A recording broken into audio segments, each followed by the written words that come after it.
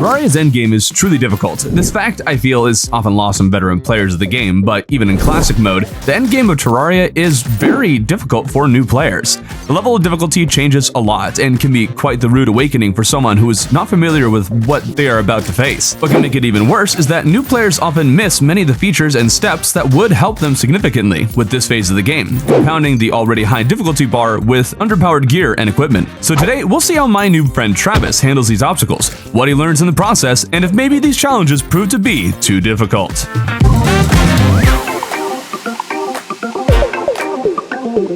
Before we get started, I was hoping to get this video out before the update, but that was totally reliant on how fast Travis actually beat the game. So since this has come out after the update, some of my critiques might be a little out of date now, though I'm sure most of it is not. And if you're newer to Terraria content or the channel, and just happened to stumble upon this, my friend Travis has been going on a journey through Terraria with very little help for over a year now. And if you'd like to see how his journey began, you can check out the whole playlist of videos here. With that out of the way, let's get to the video. I found my notes, my papers. Hey. So there was another machine gun I wanted to build, I guess. That's like the last thing I have written down. I can't remember if I tried to kill the the big golem in the jungle. Yeah, you dungeon. did try it a few times. Then with my new kit. Yeah, not with the new kit. Now, he had just beaten Plantera and manages to dig up the notepad that he had been using before to keep track of things and then lost. Before heading to the jungle, he remembered he just discovered Spectre bars. Alright, let's see. Spectre bars, yes. Okay, that opens up a paintbrush and a paint roller and a paint scraper. Oh, that's not all. And a hood. What? Spectre bars. I can make a Spectre mask and a Spectre hood. Mana by 80. 60. Magic damage. What? 16%. The chlorophyte stuff is better. 60, 13. 80, 17. No, the chlorophyte headgear is better than the Spectre mask. Okay, weird. Oh, it's just an insanely better headgear for defense. I lose my powerful leaf crystal though, if I make the headgear. There's a couple of bigger issues that can be mentioned here. For one, there's the more obvious issue he has consistently had with figuring out what gear is worthwhile, armors and weapons and accessories and the like. He usually only looks at damage or defensive numbers, and in all fairness, these are pretty standard numbers to look at, especially as a new player. The main issue for armor, at least, is that he doesn't know what an armor set bonus will be until he crafts all the pieces of armor, and often I wonder just how well he understands set bonuses in the first place. He understands that Shimmer uncrafts things, but it hasn't quite settled in his mind that he could use it to experiment and get materials back if he doesn't like what he makes. It also is pretty extraordinary he found the Shimmer in the first place, so you can't exactly rely on new players finding it. So when he's considering something like a new armor, especially in hard mode where set bonuses often make or break an armor, he is hesitant to use his valuable materials to make things he's not sure he'll actually use. He could simply mine more, but this is where the second issue, his behavior here, reveals. He plays the game with a scarcity mentality. Even though he knows he can mine more, he's hesitant to make a lot of things unless he knows they will be beneficial, or else he doesn't care about the materials. I think this is a pretty common mentality for noobs to fall into, similar to the typical joke that gamers are very conservative with their potions, only to end up with a large inventory of them that they never use when they reach the end credits. Travis, and from what I've gathered, many noobs, have the same mentality but for all in-game materials, not just potions. After saying all that, it'd been a few weeks since he last played, so I prompted him to return to the guide and check on ectoplasm crafting to sort of put him back to where he was last time he had played. Okay, tell me, Kevin, what can I do with marshmallow bars? Ah, yes. The souls. I forgot about ask about the souls. Spectre mask, Spectre hood, Spectre robe. Magic damage, Spectre pants, paintbrush. Used to paint color blocks. That sounds like the most applicable tool to me currently. Spectre wings. Oh, that's a thing. That's on my list of things to do. Is make wings. Need to figure out Souls of Flight. Yeah, probably kill things that fly around. Oh, that drill thing takes a lot of bars. Shrooms. Pumpkin, moon, and nully present. Oh yes, the summonables, because those we like fighting things that summon things. Summons the pumpkin moon. That sounds kind of fun. Is that like just a Halloween thing, or is that like for the game? itself. Oh no, you can do it any time of the year. I think we shall go kill us a golem. Oh! I have. I need to go buy some gun parts. I think. That was one thing on my list.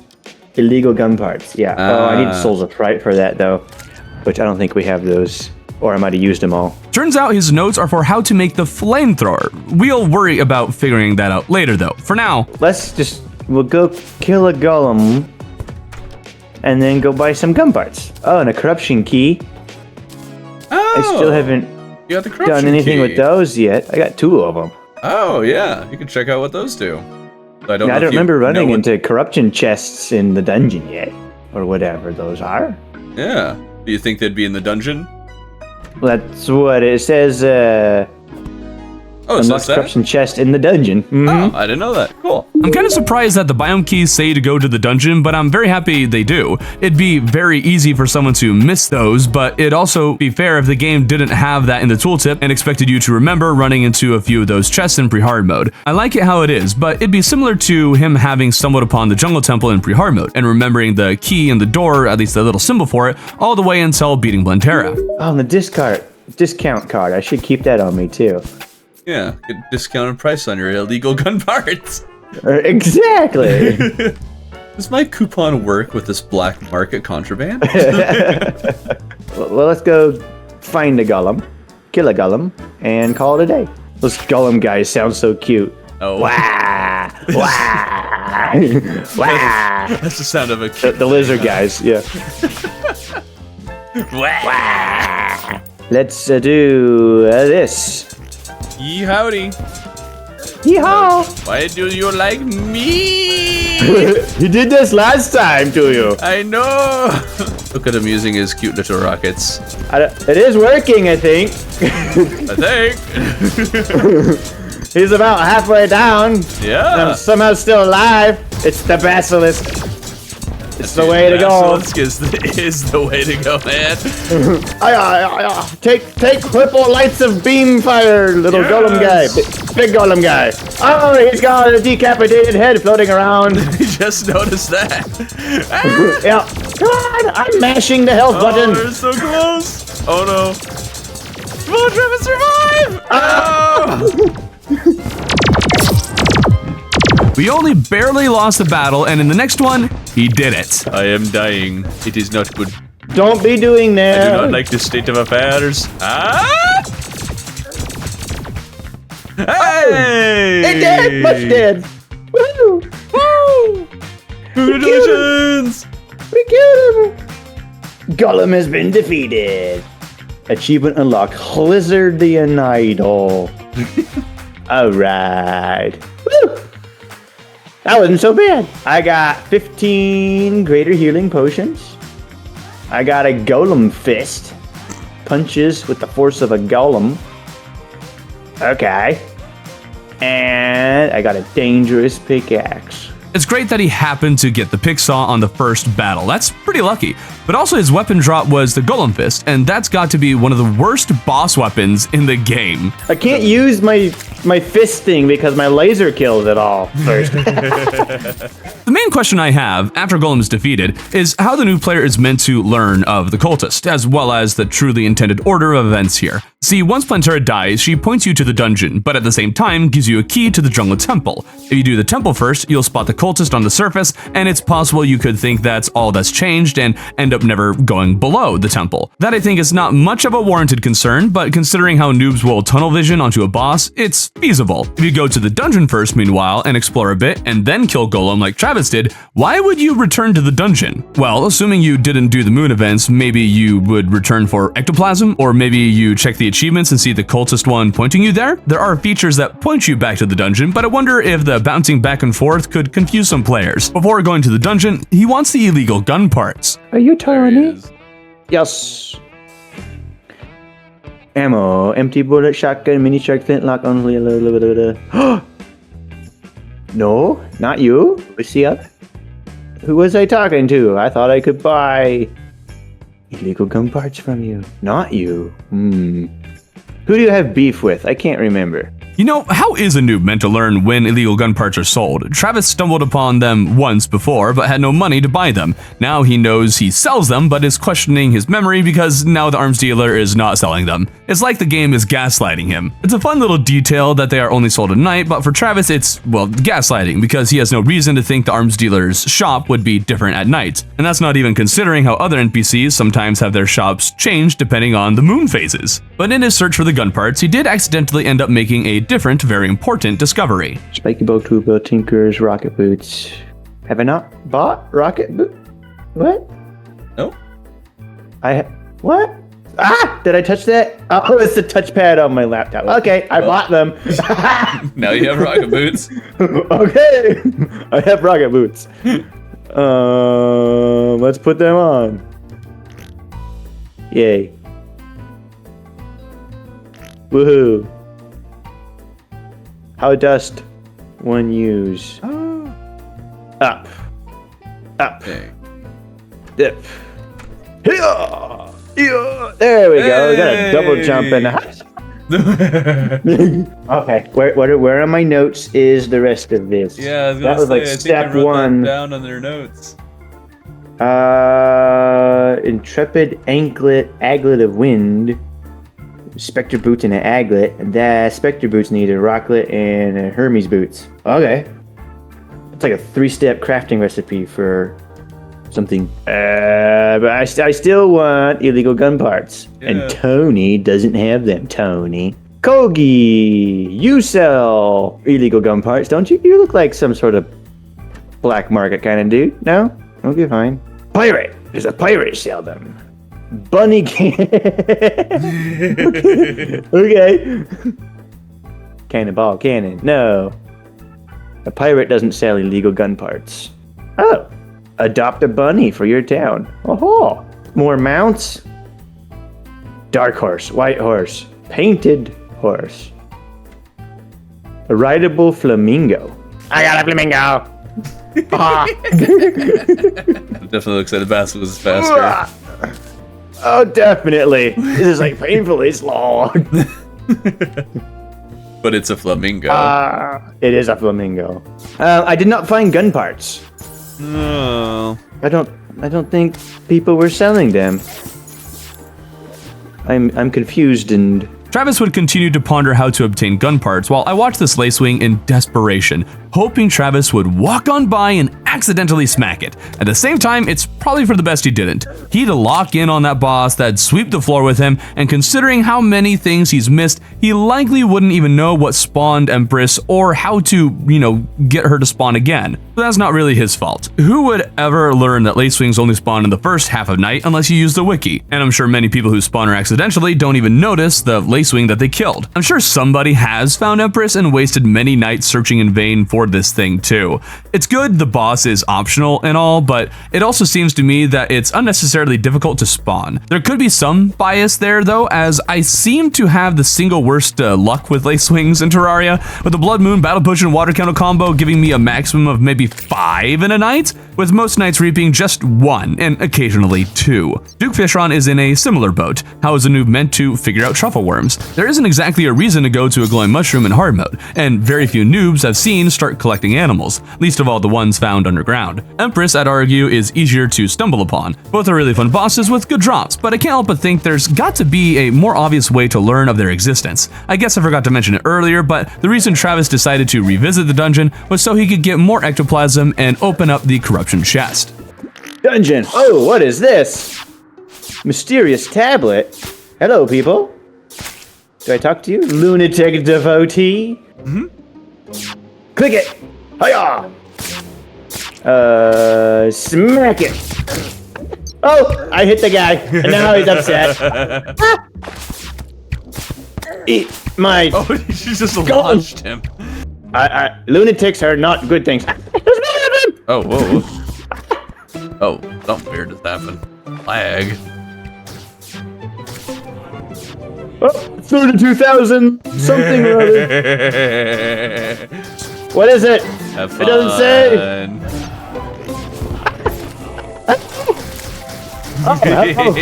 Lunatic contest. Ouch. Ow! Hello! He is dead. He is very much dead. I am much dead. Okay, I was not expecting that. Not at all.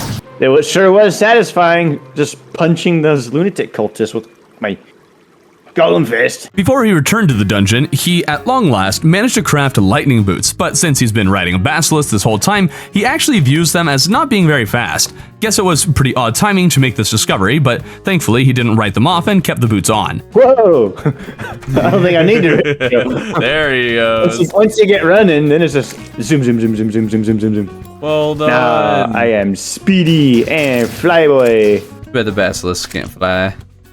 Yeah. Or stacked with my boots. I wish I could make boots for my basilisk. That'd be cool. Dude, that would actually be so much Make fun. Make them wear little booties. Yeah, that'd be so fun. Dude, this is an update idea. Make it so there's like a whole little separate window for different mounts.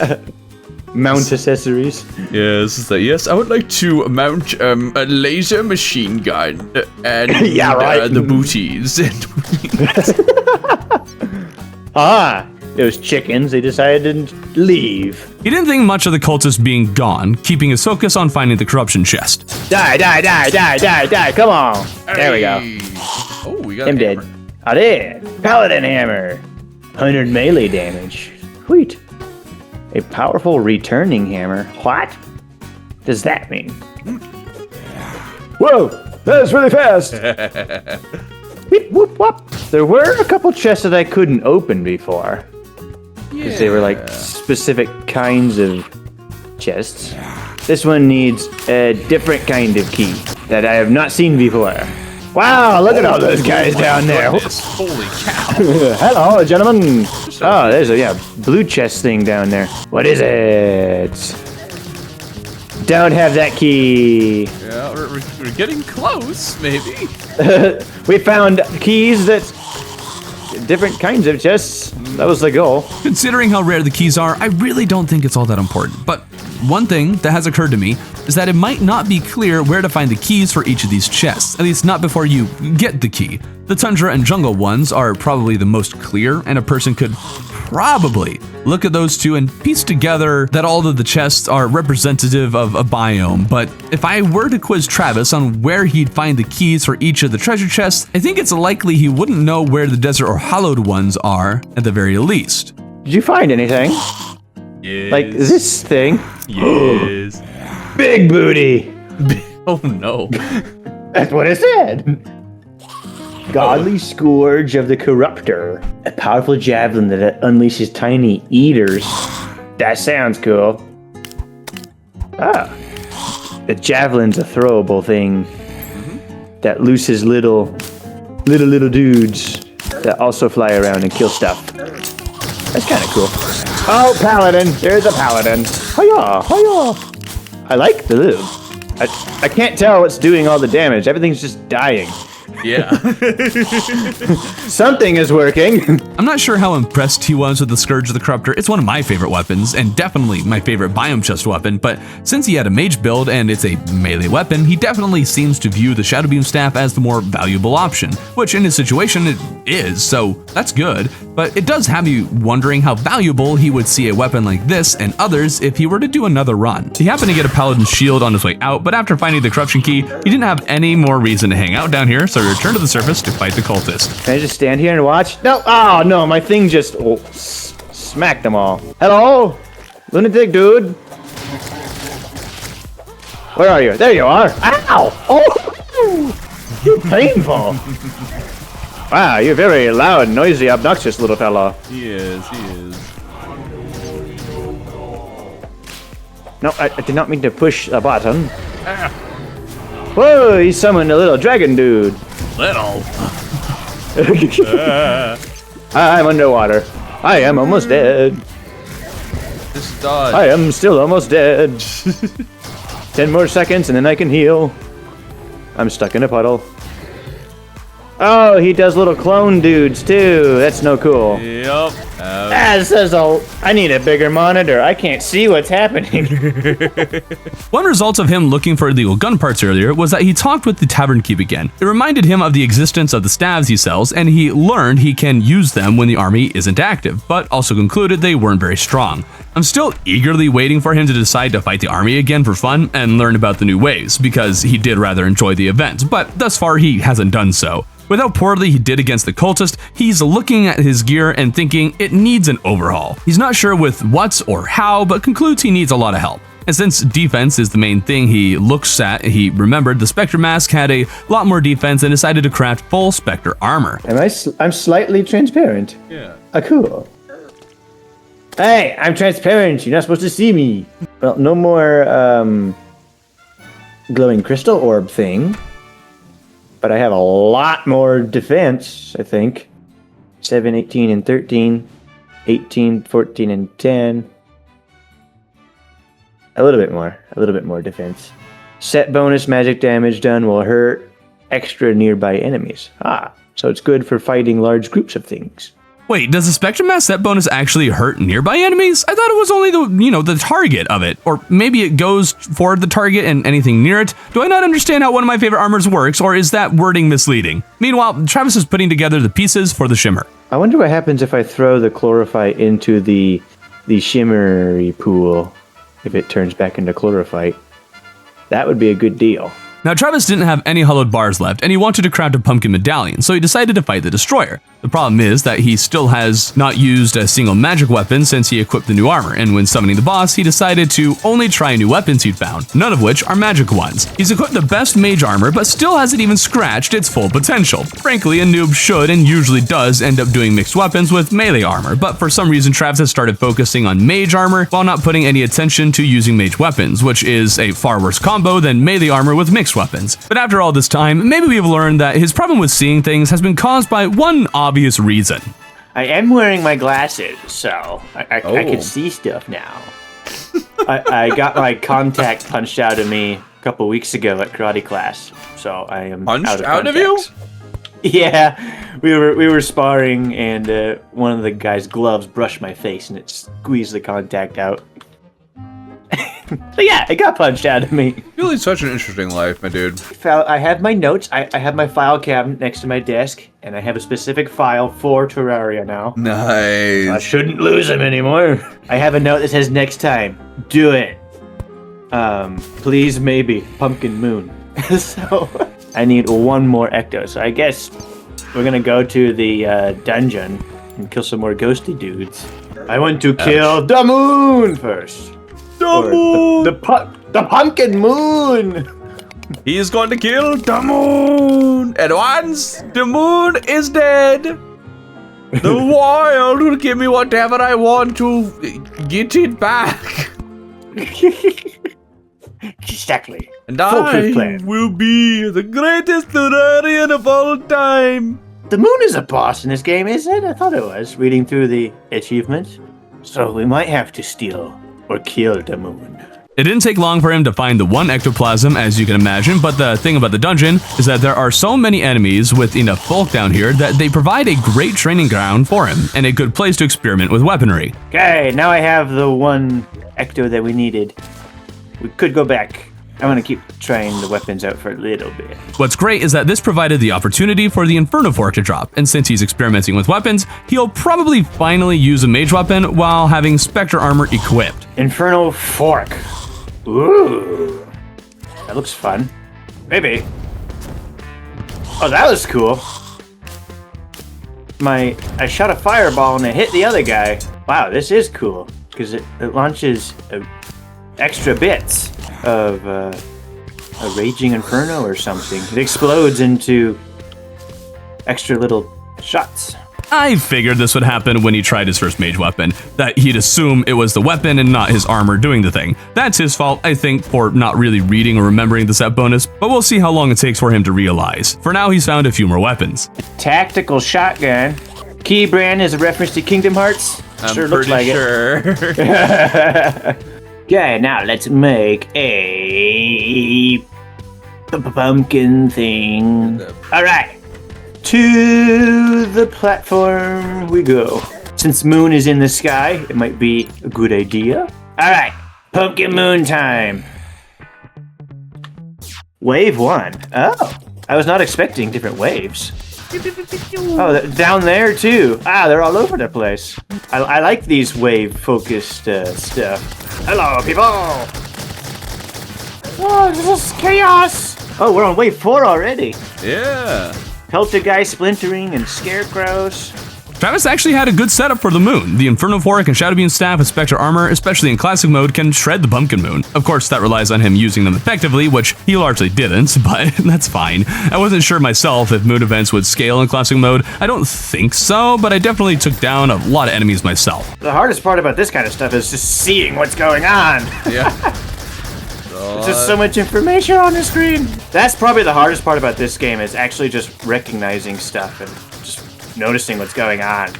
Oh, what is that big one? Headless horseman. Okay. Oh, you are ugly, dude. Oh, gross. Go away. Oh, hello. Oh, they're just spawn camping. A bunch of losers. Oh, another one. Ew.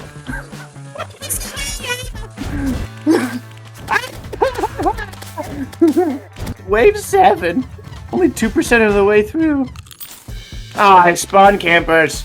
You bunch of losers. Come on. No, I don't want to die to that thing. Ah, I died to a different one. I was running away from one. I got hit by another. Ow, stop puking burning wood at me. No, not another one. Why, there's how many of you ugly blokes. I'm just going to go breathe over here for a second. Oh, he's going to abandon me. That's what I heard. Hello, who are you?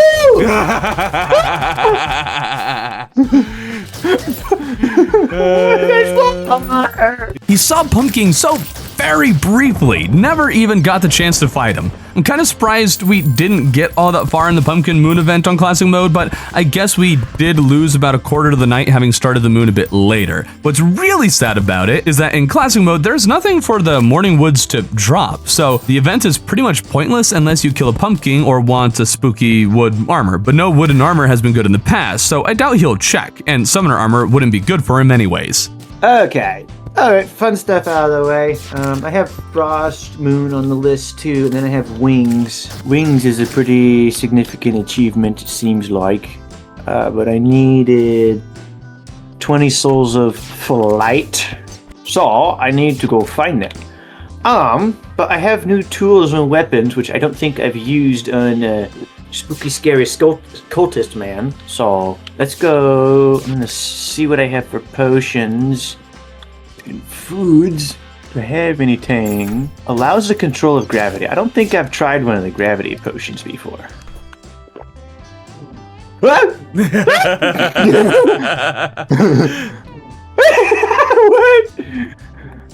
Fun. What? This is trippy. Okay. Can I, like... This would be very dangerous. Okay, I'm gonna put that away. I am not ready for the mental hurdles that come with that. Is that why it'd be very dangerous? Because it would just mess with your head? Yeah, I just fall into the sky. Be like, I'm gone. We can test that, actually. Okay, wish me luck. Bye, have fun. Let me. Oh, there's a thing. Bye. I'm in space. I'm in orbit. Oh, I think I'm coming back down. Yep. Ah, I'm going back up again. My map is going to look really weird now. I wonder if there's anything up here. At long last, he's searching the skies. Here's the problem though. He's hanging out near the top of the space layer. Sky islands can spawn here, although he's a bit less likely to find them. Makes me wonder if there should be a little something in space just so he knows things are up here, but also that could lead him to just sticking in the space layer even more to collect whatever was added there. Part of me also thinks it might be a good idea to guarantee one sky island right above spawn, as that's where players are most likely going to experiment with gravitation potions. As it is, Travis found nothing. Okay, well, there's nothing up there. All right, let's go kill a cultist. Let's do it. We shall destroy the prophets of the false religion. Yes, it's kind of weird since there was Mormons in my house not that long ago. We're off to fight the Mormons.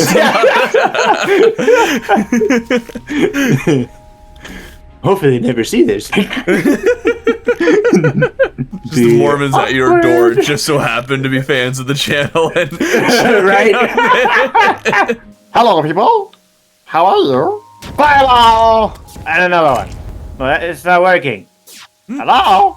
Here's the problem. When he went to the dungeon earlier, he accidentally rammed the cultist, causing the 2 archers to chase him into the dungeon.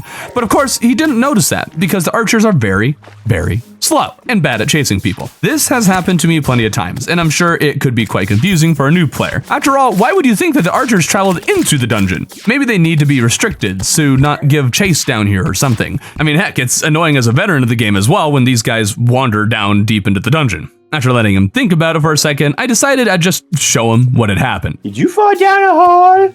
Are you down here? I doubt you'd be way down here. I do too. Hello? Oh, they are down here. Hold up. This is... What? I don't think I've ever seen them go down this far. This is Wow, really what are you guys far doing down. down here? Oh, yeah. Okay. Is he gonna come chase us down here? This isn't going to go well, chat. Oh! Hello! Whoa! I'm just running. Hello! Ow! Ow. for your pitiful life. I forgot to eat my cheeseburger. That's what's happening. Yeah, that must be it. That's the thing. Oh, he gone. He gone. With that battle not going well, he walked back to the dungeon, knowing that it takes some time for the cultists to spawn again, so he didn't use the mount and traveled much slower than usual. This won't be quite enough, but at least he figured something out along the way. So the little white particles that fly around after I hurt a creature, that's from my set bonus. I thought it was because of my staff. Hey, figured it out. Wait, where's everybody? Can you only do it once a night? I guess so. With the cultist gone, he looks at the achievements for next steps. Ancient Cultist is right after that. So, I would assume that Duke Fishron is the next dude. Mutant Terror of the Sea. Does that mean you have to go fishing? Do I have to go fishing?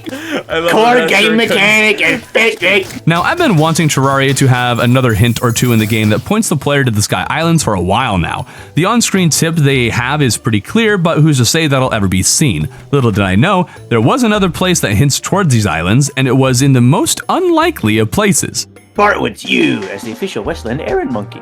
I know something you don't. Fine, I'll tell you. There's a terrifying creature that flies among the stars. Is this right guy? I'm not making this up. It's called a wyvern. But, you knew that already. What you don't know is that they're actually born and raised in tadpoles. They're actually like, well, a frog. Hop to it and get me one. Caught in Sky Lakes. Well, dude, I don't know You gotta be kidding me. what that is. That's how... Is that how he's gonna learn? Oh my goodness. Wyvern tail. Caught in Sky Lakes. I guess I gotta make wings first. Alright. I'm good.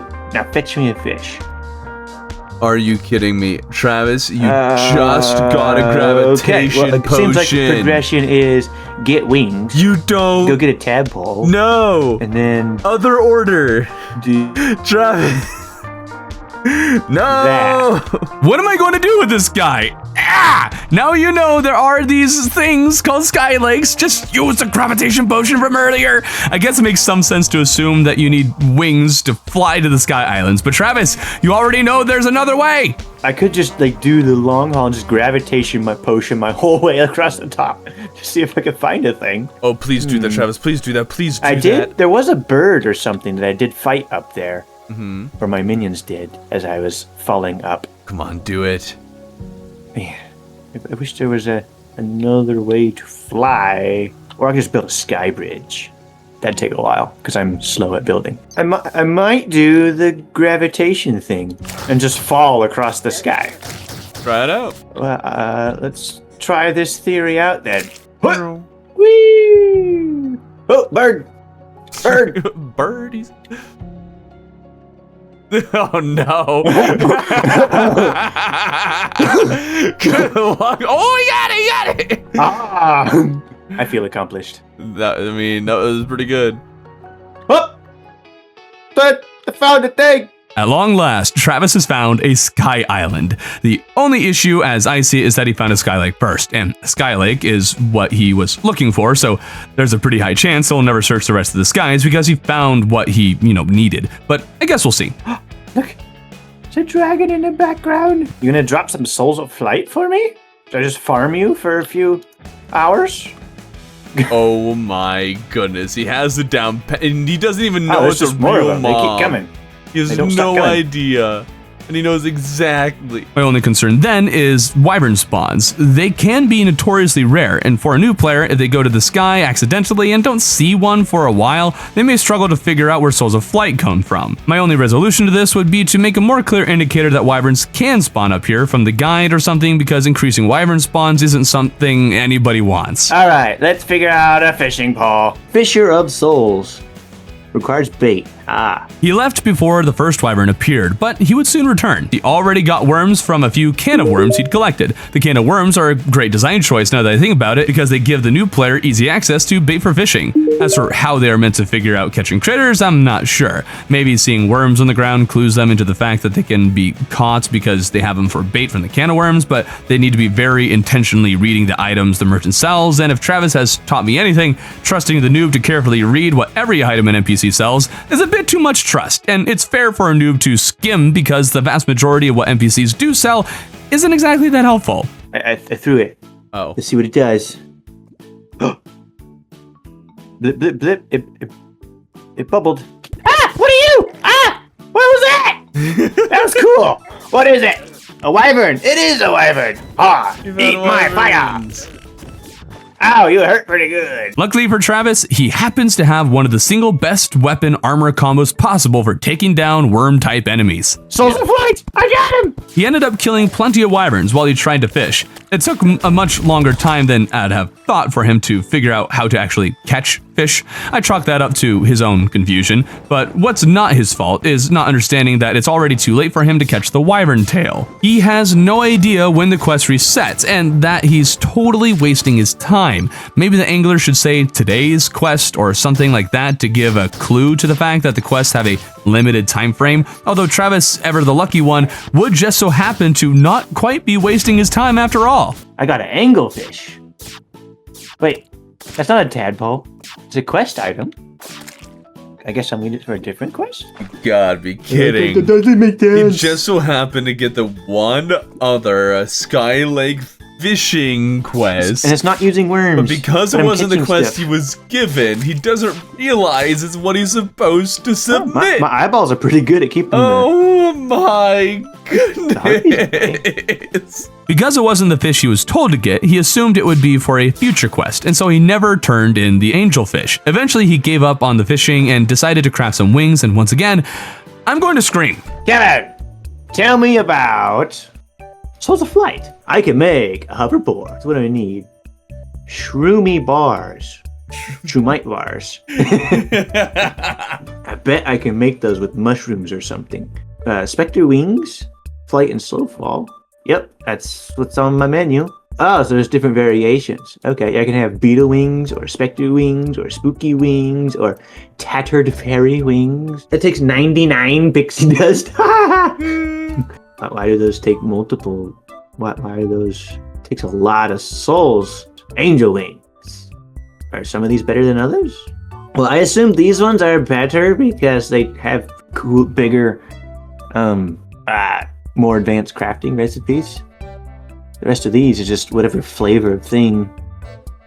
Well, that one takes 99 pixie dust. At least he has found them, but somehow he has arrived to the conclusion that the worst wings are actually the best ones, but his rationale makes sense. They require more materials than most of the other wings he can craft, and often that means an item is rarer or better. He didn't consider that spectre bars, for example, are something obtained later in the game, and maybe he would understand the hierarchy better if he had crafted wings pre-mex, but maybe the demon and angel wings should have their recipes shortened to not have feathers or something like that. As far as the eclipse goes, he got plenty of Mothrons. None of them dropped wings, but one did drop a broken hero sword. Almost every drop you could get from the eclipse, he actually got in this one, most importantly, the Deadly Sphere staff. Summon the Deadly Sphere to fight for you.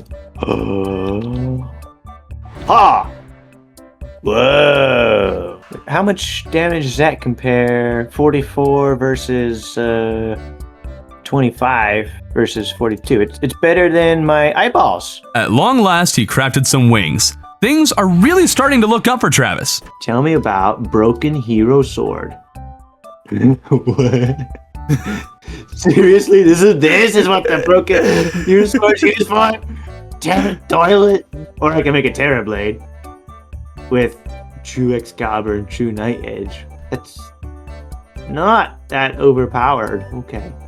Damage numbers. One of these days he'll learn to not just look at the base damage. That's a him problem, but also an understandable one for noobs. Once again, I remember it took a while for me when I was younger to figure out base damage numbers weren't everything, and when a recipe requires several items you don't recognize, why go out of your way to make something that is only maybe better than what you got?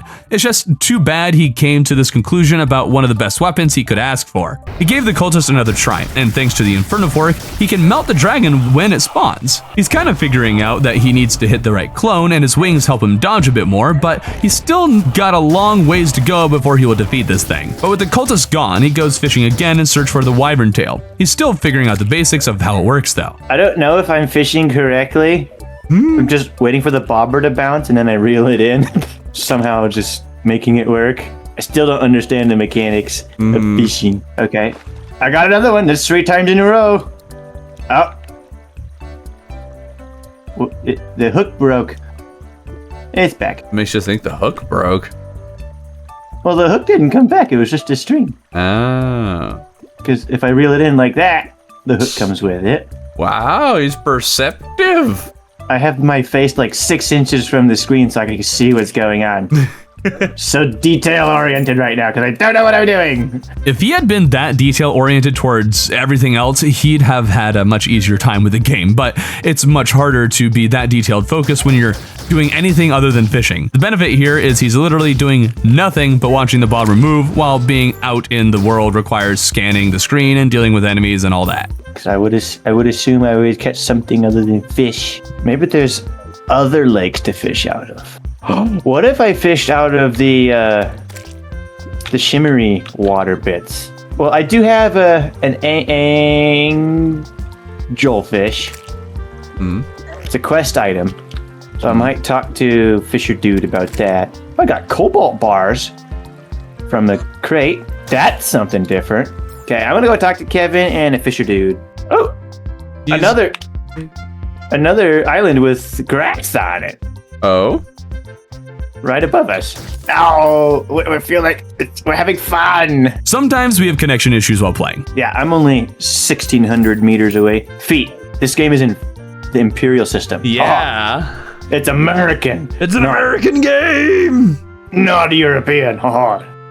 So it's automatically better than Minecraft just because of that. They support the Imperial system. So. As they should. Yes. No one's ever tried to sell me on Terraria with that fact before, so I don't know what you've been doing. And we made it. Woo. There's a house. Hello?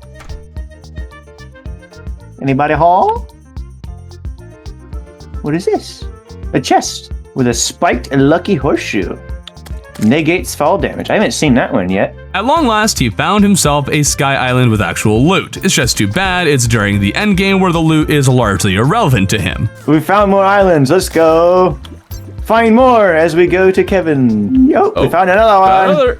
Pointy Star Fury. Causes stars to rain from the sky. Aha! Eat a star. Poof. Oof, indeed. Kevin about the cobalt bars too. What is that? Martian? What? Come back here. No, I want to hit that one. Oh, it doesn't auto home on the Martian.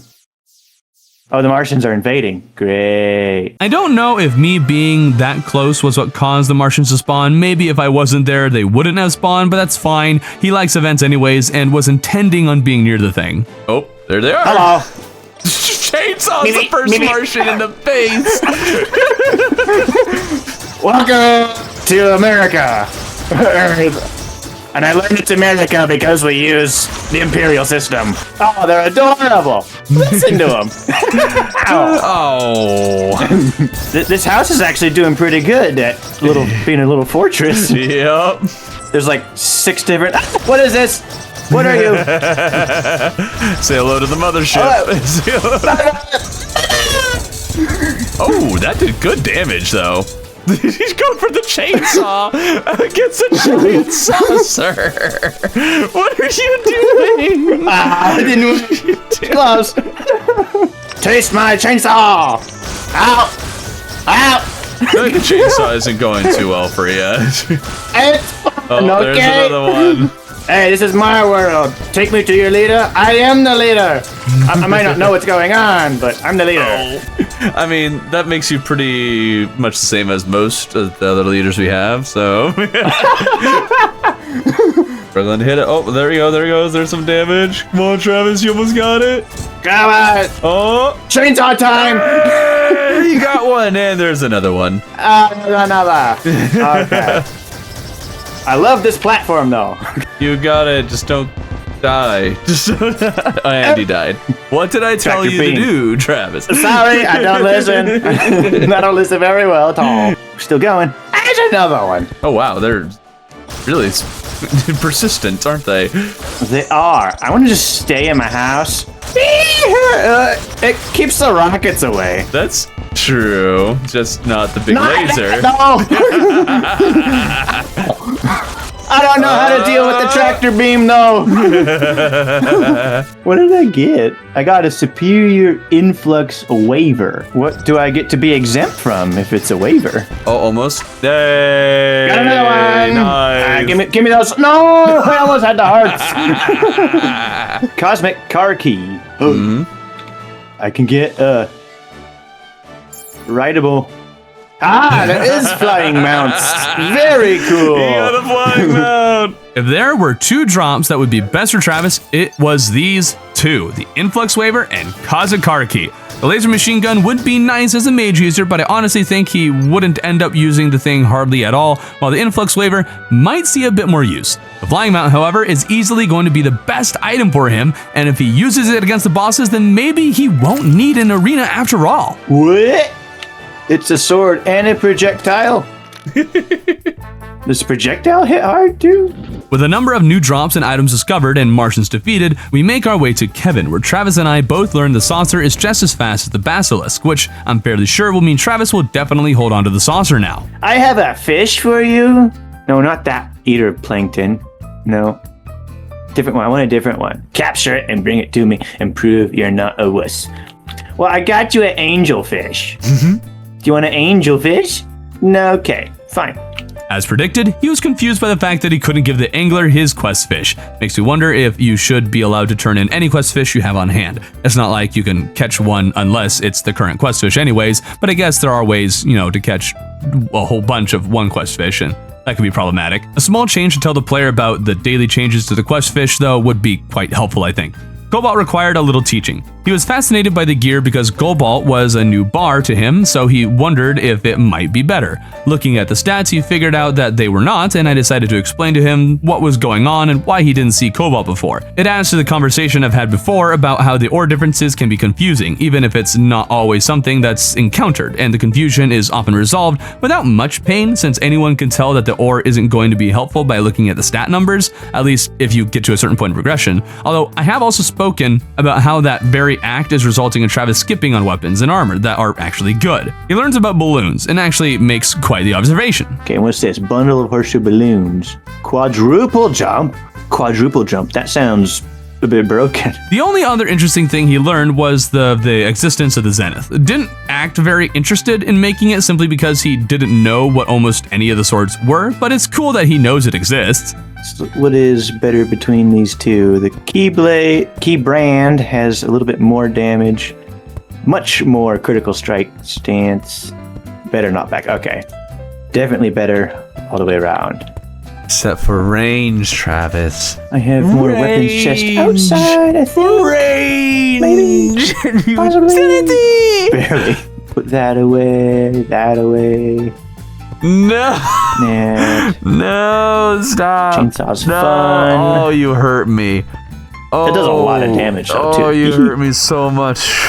Now sure, the Influx waiver isn't exactly that helpful for him since he's playing mage, but I was hoping he'd use the weapon and consider switching to melee. With his skill level, I think it'd be far better for him to switch to melee. I love that he's playing mage, the best class, but it's not a class well suited for his skill level, and with the cultist and Moonlord in particular, he doesn't have any great mage weapons for them, and is unlikely to find the ones that are actually good. Speaking of the cultist, he heads there, flying in the clouds and picking up a celestial magnet and balloon along the way. I wonder how much these guys like bums.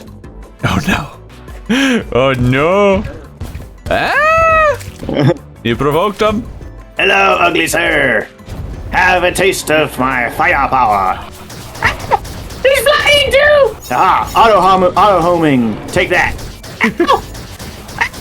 Oh, I almost juked him. I was about to say you're doing His great. clone hit me. I was getting better at juking some of the attacks. I don't really like beating my head against a wall, but Yeah. it's not my favorite thing to do. So he doesn't want to just keep refighting the cultist, which is fine. The only question is what he's going to do instead. I need either better armor, better weapons, better boosts, because that is quite painful. Unless it just comes down to skill. Duke Fisheron, Mutant Terror of the Sea. He's next on the list. I feel like I was at the ocean earlier, but let's check the ocean out on the right and maybe go fishing in this shimmery pool.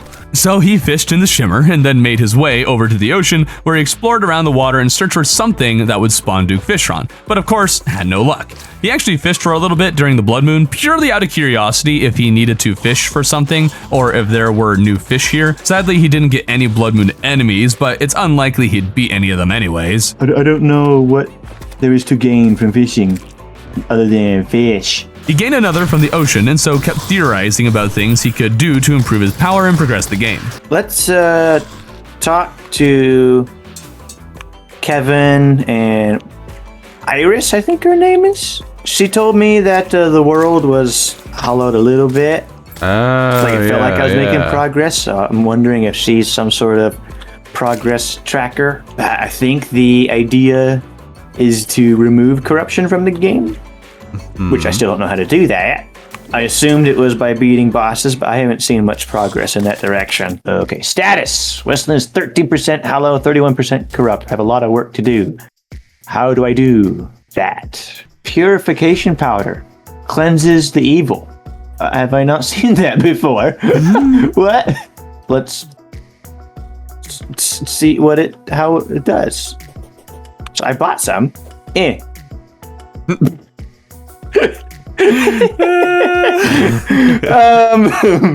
Okay, let's go find some evil. Wait, are you a wolf? Oh. Oof. Nope, you're not evil. What is that? Woof. Being a wolf looks cool. I found corruption. Let's poof a tree. This is gonna take a lot of copper. Okay. Well, I know there's one way of doing it. Really expensive. This is nice and all that he figured this out, but of course purification powder is going to do a whole lot of nothing to save his world unless he spends the next several hours properly isolating and purifying the world, which of course he wouldn't know how to do. It raises a point, or a question perhaps. Why not have the Dryad sell the Contaminator? The reason is, it'd keep purifying her thing. It can be made an item that's only sold after a mech is dead still, and the style of the Contaminator and solutions doesn't match the Dryad's, theming, but I think that'd be more intuitive for the new player. Travis still had the chance to find the Contaminator and use it, but I've already talked about the potential issues with how the Contaminator is presented to the new player. So purification powder. Is there anything else that purifies? No, it's just powder. Lots and lots of powder. All right. On the bright side, the guide taught Travis a timely lesson for once. Kevin! The tortured soul down in the underworld sure looks familiar. Have you tried using purification powder on him? I just learned about purification powder, Kevin! Talk about timing. Wow! Cool. Glowing rush mushrooms big enough on this grow gain sentience. Wonder if there's any truth to that. Glowing mushrooms growing big enough on the surface. I have not seen glowing mushrooms. Yeah. Okay. I don't know what's going on there. Lanterns, yes, seen that. Break from this adventuring, old-fashioned fishing. I tried that. It's old-fashioned. Old man's army. Yep, I checked that out. Moon goes red. Yep, seen that. You can remove people from their home. Okay. Rare fruit. Increase your max life. I've seen that a little bit. Life fruits. A strange worm in the underground mushroom field. Okay, there's 2 things in the mushroom lands. Mushrooms and worms. Oh, there we go. An actually helpful hint. I've talked a lot about the guide's problems and how the hints he shares are prioritized in the wrong order. That aside, the guide gave one very important hint that could lead to spawning Fishron. The only issue is that there has been nothing pointing Travis to a net, so he can't even catch truffle worms if he spotted one. I found a tortured soul. Oh yeah? He looks like Ebenezer Scrooge. Oh! Stop hurting him. Poof! Hey! Lyndon! Hello, sir. Go tell Tony to stop offering to pay me with ammo. I don't even own a gun. Collect? Not so fast. You got your money now. Be gone. What? What am I collecting? You just see me as a coin sign because every time you see me, you ask me. Well, I've seen you once and asked you twice, so. But what do we? Yes, I'll give you your share. Just a moment. I think you'd be a bit more patient. What with me doing all the work and all. What? Wait. What? So he just gives money away? I guess the tax collector runs into an issue of not making a whole lot of sense unless you leave him alone for a bit. It's not a big issue or anything, just an interesting observation that trying to interact with him on the spot causes more trouble than you'd think. Okay, did that. Going home.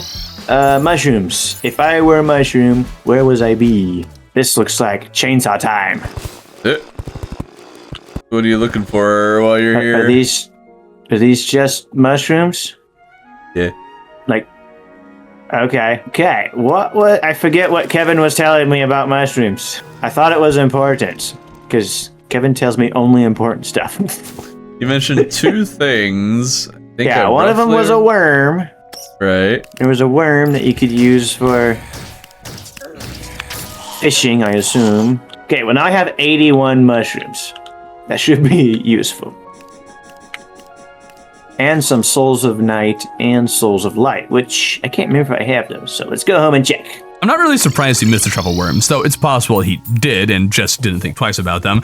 It's really hard to imagine him figuring those out, but what happened next revealed something I hadn't considered. Okay, I planted a mushroom. And now we wait. Here's the thing, making an artificial biome is not a simple task, and Travis probably hasn't found any glowing mushroom seeds yet, and so what else would he do but think he can plant mushrooms? I see the logic of it, a mushroom should grow bigger mushrooms. He never learned how seeds worked in the game, so as far as he's concerned, a block can be used to plant things, but since a glowing mushroom is not called a block in your inventory, why would he think he did anything but place a mushroom? Now if he did get the seeds and understood he needed to place those, he'd then run into the hurdle of needing mud instead of dirt. That might be easier to figure out if you mine around the area of the glowing mushroom, but it's another step of an already complex process. I had to teach him that the changed background meant he was in the corruption before. He probably wouldn't understand the biome he created would have to be a certain size either. He's not locked out of much not knowing this, but it requires a lot more learning than one might think. But what has he been doing while waiting for that glowing mushroom to grow? Well, he remembered poo for whatever reason, and earlier in the run I'd hinted at how to get it. He wants poo for fertilizer, which I'd also mentioned, thinking it'd be insignificant, but now he thinks it might be the key to making the mushrooms grow faster. Oh, something happened! 21 poos! Oh no, he figured out again. What can I do with it? It's a material. Oh no. Okay, mushrooms. Let's go check out the mushrooms. Okay, let's feed the mushrooms. No, you can't. Oh, gross, you can place it. Ew. Gross. So I need to talk to Kevin about this material. Hey, Kevin, what can I do with this? I'm not going to tell you where it came from. Hands the guy poop. What can I make with this? What can I do with this? It says material on it. At long last, we give the cultist another shot. Because the flying mount, he often ended up fighting the boss on his own, which is probably good for him. It's just too bad he sucks at dodging. The cultist is going to be a massive obstacle. We'll see how long until I need to start taking a more prominent role in his progression, but we'll let him figure things out for a while. That's what he has always wanted to do, so it's just a question of how long until he breaks. After another cultist defeat, Travis continues exploring around with different items, notably looking at a frost core he'd found recently and the poo he'd also collected. I think we should go talk to Kevin now. Let's do it. About stuff. Tell me about Frostcore. What does this do? Frost helmet. Cool whip. Nah. Sweet. Another kind of armor with a lot more. Let's see. I'm wearing a robe and pants, breastplate, and leggings. Much better. Okay. Titanium. I've seen titanium before? And I know I've done tungsten. Is that one of those double metal things again? No. Fertilizer and poo wall. Gross. Poo, bone, and ash. Titanium. Titanium doesn't seem familiar for some reason. I don't know why. Do you think it should be familiar? I don't know. I wonder if it's an alloy of sorts that I haven't seen yet. Alloy, like something that you mine, or alloy as in something like you combine multiple elements together to make an alloy. I think titanium is a element in itself, so that wouldn't make sense IRL. After that, Travis started trying to make poop, but it'll take a second for him to remember everything he needs. While he does that, the whole titanium and frostcore thing brings up an issue of aura variances and armor defense numbers again.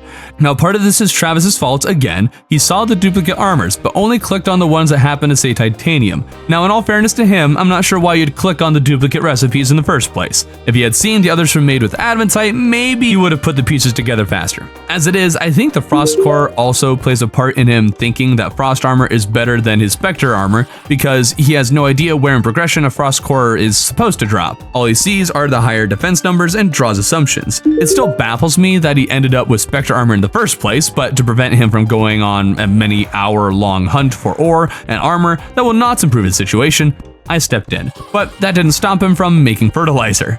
Causes saplings to instantly grow into trees. Bio mushroom, teal mushroom. Let's see, do I have any cool mushrooms I want to try? Green mushroom, grass seed, just a mushroom. What are the mushrooms for? I don't know. I wanted to plant one and grow one. Oh. See if it did anything. Because somebody said, one of the NPCs said something about growing a mushroom. Oh. I used a bunch of it. Yes, you did. And it did nothing. The NPCs telling him about a mushroom biome on the surface sure didn't give Travis a lot of guidance on how to do that, and apparently it's necessary to specify what kind of mushroom is being referred to in the first place, which in hindsight makes a lot of sense actually. I have a present now. Right click. Snow globe summons the Frost Legion. Well, that sounds fun. What do we say to a random Frost Legion? Globe. I like your first present. What the heck? Hey, you know me and my luck. Is that rare? It's pretty like everything rare. else. Great. Wow, this sounds fun. Let's do it. They're over here. Oh, there they are. They're just bouncing on my they house. Whee! They're just snowmen. That's funny. I like it. It's cute. It's crazy how Travis has now been playing the game for long enough to get Christmas in pre-hard mode and now hard mode. There's not much to say about the Frost Legion really, other than maybe wishing it had some sort of drop other than, snow. Santa Claus is a fun reward, but he literally just sells a vanity set and Christmas tree stuff. It's not a real hard event, and it's more of a joke than anything, but Terraria often has joke stuff that's unironically useful. Ah, we defeated the Legion. Woo! Frost Legion down, let's go. Do you want to slay a snowman? Okay, I want to try to beat the ancient cultist. But for that, I wonder if there was a different Spectre type of equipment. See how many? I have 24 Spectre bars. If I could get a different boost, because right now the hood boosts mask boosts magic. Hood says nothing. I guess Spectre's for magic type stuff. Let's think about this. Endgame mage armor is obtained by combining chlorophyte with ectoplasm. Melee endgame armor through combining turtle shells with chlorophyte and then, well, beetle husks. These two I think are at least easy enough to figure out, although ectoplasm as an item stands out more than a turtle shell if you ask me, which is likely why Travis never even gave the guide a turtle shell.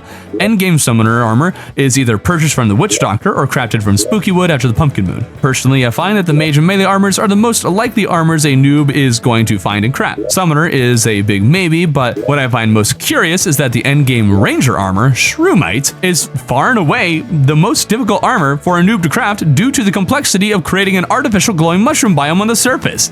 Considering that noobs will generally benefit most from playing melee or ranger, I feel like something should be switched around to make the ranger armor easier to play. Santa Claus? Santa Claus? Well, I gotta go see Santa Claus. I hate people who don't believe in me. Wow. For example, Lyndon the tax collector. What do you sell, sir? Lights. Bulbs. Garlands. Cool. You want a gingerbread man? He ran off to try cultist again, this time bringing a bat statue and star in a bottle with him to help. He's getting slightly better at flying, but the 4-directional movement combined with the slow projectile speed of the Inferno Fork probably isn't doing him any favors. On the right side, the Inferno Fork is great for shredding the dragon, and it's so long he often doesn't miss. That's not to say he always killed it fast enough, though. He's juking it. He's juking it. Oh. Not for long. Oh no.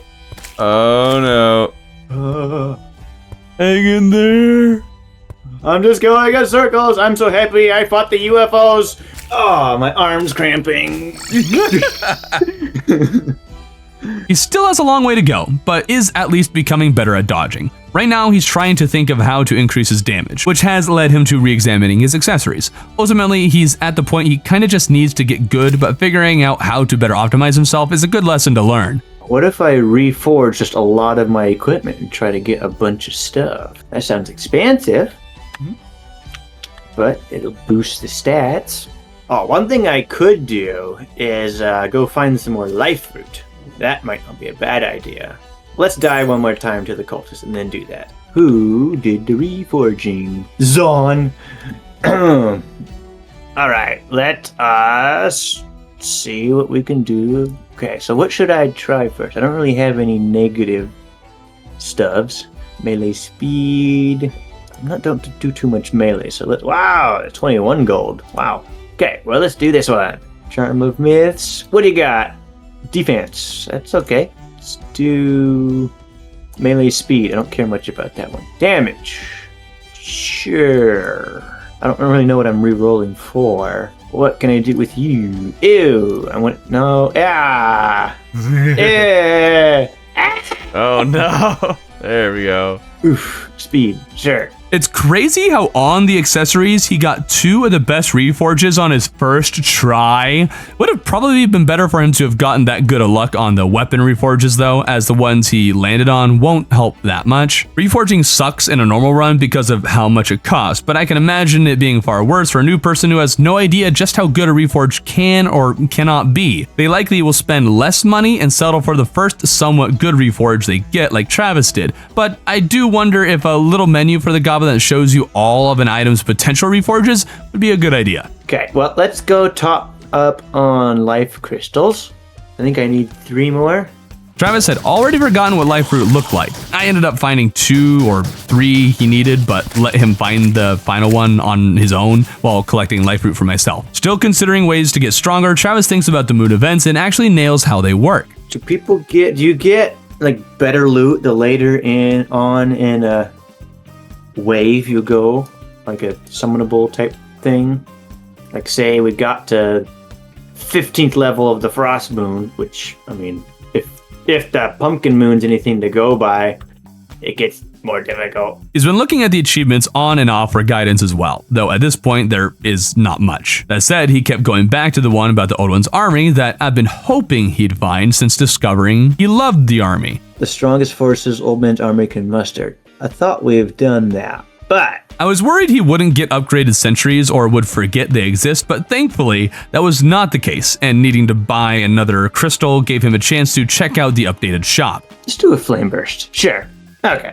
He noticed pretty early on that there were no enemies, which got him a bit excited, and this being classic mode allowed him to get pretty far in the 3rd tier without the most optimized loadout. I'm just going to tell you now, something's about to happen. Target the big thing. Okay. I'm dying. I know. No!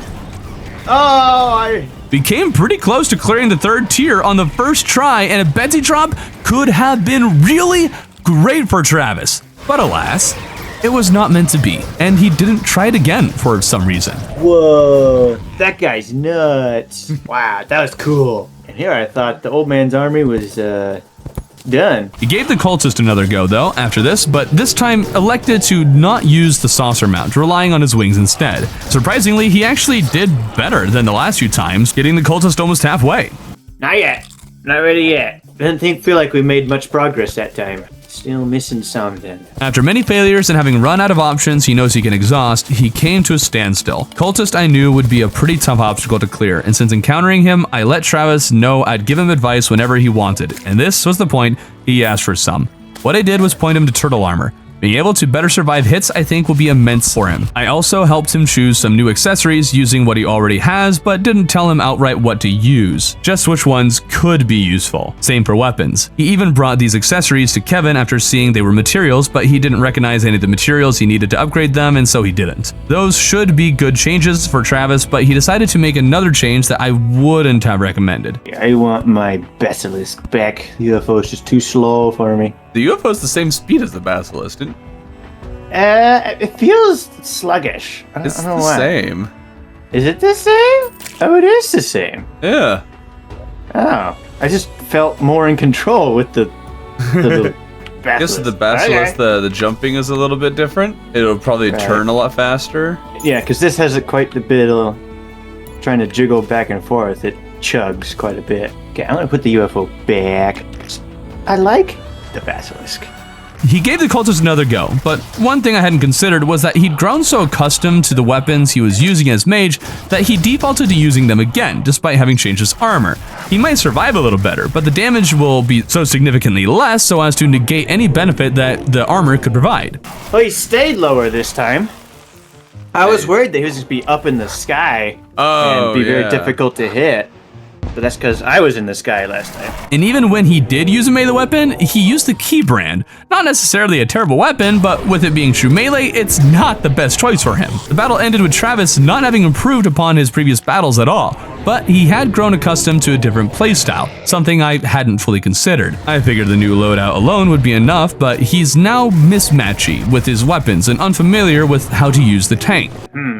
Just a different kind of play style than what I'm familiar with. Oh, I wasn't wearing my shield. Oh, you weren't? No, I have a limited amount of slots.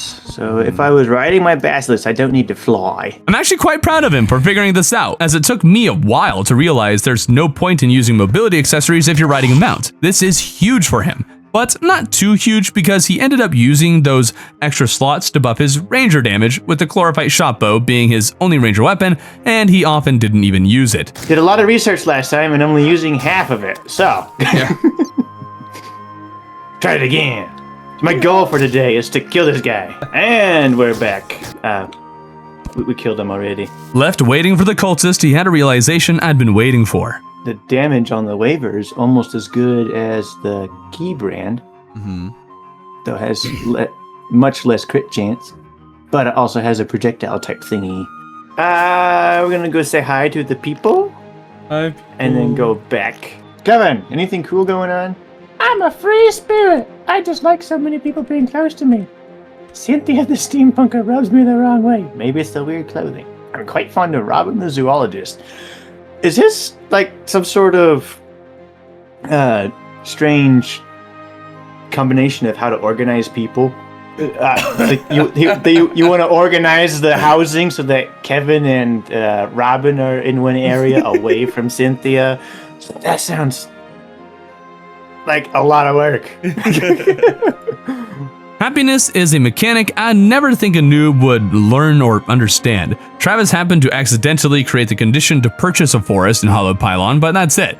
Most noobs, I suspect, don't even read the text from the NPCs, the happiness one, but that might be my own bias as I often don't do that in games. Regardless, the happiness and Pylon system is a very complex one, and it's only now in the endgame, after reading many different dialogues from NPCs, that it even occurs to Travis to try and put certain people with each other. That's a big step, but is also missing the biome requirements. All of this can technically be learned in game, but I'd be willing to bet a pretty penny not a single person has learned it without some sort of outside influence.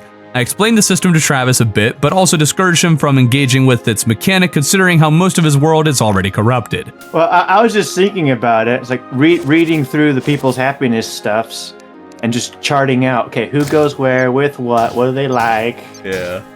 And it'd be an interesting exercise if I really wanted to, but it involved a lot of pieces of paper and lines and stuff. I mean, I could buy a lot of purification dust and do it one block at a time, but that sounds You could. nuts. This brought us back to the cultist, where Travis did in fact do better than he ever has before. Still a ways to go, but very good. Switching to the basilisk was a much better idea. I am much more in control of my movement. Uh-oh. I don't want to die again! Ow! Oh. And as with several bosses in the past, I would stick around if possible to give him a second or third chance to beat the boss. A level of help that, as we played, I still worry has held him back from becoming better at the game, but at this point I think he either suffers or is gently nudged across the finish line. I even gave him 4 chances in this battle, but after taking out half of its health on his first life, he got himself dead real fast after every return. More cheeseburgers. I need a little more than just the cheeseburgers. No, we're so close. I was learning how to see stuff and dodge stuff. Now we'll speed through this next saga for the sake of brevity, that saga being Travis trying to craft silk. He wanted to fight the Frost Moon, but he didn't know how to get silk. I pointed him to cobwebs and was going to explain the rest to him, but after talking about the general overly complicated nature of trying to craft silk, he took it as a challenge. Okay. It feels like a challenge now. How confusing is this for somebody who wouldn't know? Okay, let's go learn. Silk material. I need a loom. I've seen a loom of some sort somewhere doing something. I can't remember if any of them sold a loom, because I remember seeing a loom somewhere. None of them sell a loom. If I was to make a loom, how would I do it? With wood. Loom! Oh, and it requires sawmill. Sawmill requires workbench. That is iron bar and chains. Chains. Let me write it down. I need like a flow chart. I can't remember if I know how to make chain. I feel like I'm going down a rabbit hole here that's not necessary for a lot of progression, because I want to make a frost moon, and that will help me learn how to fight better. Yes, there, we can justify it. Haha. Do iron. Can I make just chain? There's chain. Boom. Made a sawmill. Loom. Okay. Now I can make silk. If you don't find a loom, the steps required to make silk of all things really is more complicated than I would think it needs to be. Even so, Travis mostly figured it out on his own. I decided to tell him cobwebs were used to make silk and nudge him away from trying to find a loom in the world, which he could have done, but would have taken much longer at this point. Learning how to make silk at long last allowed him to make a naughty present to summon the Frost Moon. It's just unfortunate he still doesn't think to wait until the start of a night to summon these things, because he started it when the night was already half over. He encountered the Everscreams and a single Santa, but nothing dropped. Still wanting some upgrades, he looks at the imbuing station and figures it might be able to help him. So he speaks to the guy who sold it and spots the vial of venom. 20 damage for arrows with acid venom. Well, those are nuts. Well, that'll boost arrow damage quite a bit. Flask. Well, let's think. To make flasks, they're usually made out of metal of some sort, if you're thinking like a whiskey flask or something. Did you see the flask? No, I didn't see a flask. What do you mean? There was one more thing the flask of venom could make, or that the venom could make. What? No, there was arrows and bullets. Then one more. No, that was just... There were 3. No! How did I miss that? So he found the flask of venom. Now he needs to figure out bottles of water. I have a few bottles. I don't know if they have water in them. I don't know if I know how to put water in them. Water. Where's the nearest water? In my basement. Okay. That doesn't work. I need water. And I have bottles.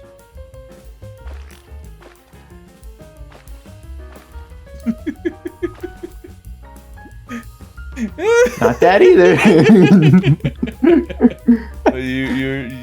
You're almost there. How else do I interact with a bottle? You're almost there. You're not clicking there. Not like clicking with your mouse in the water.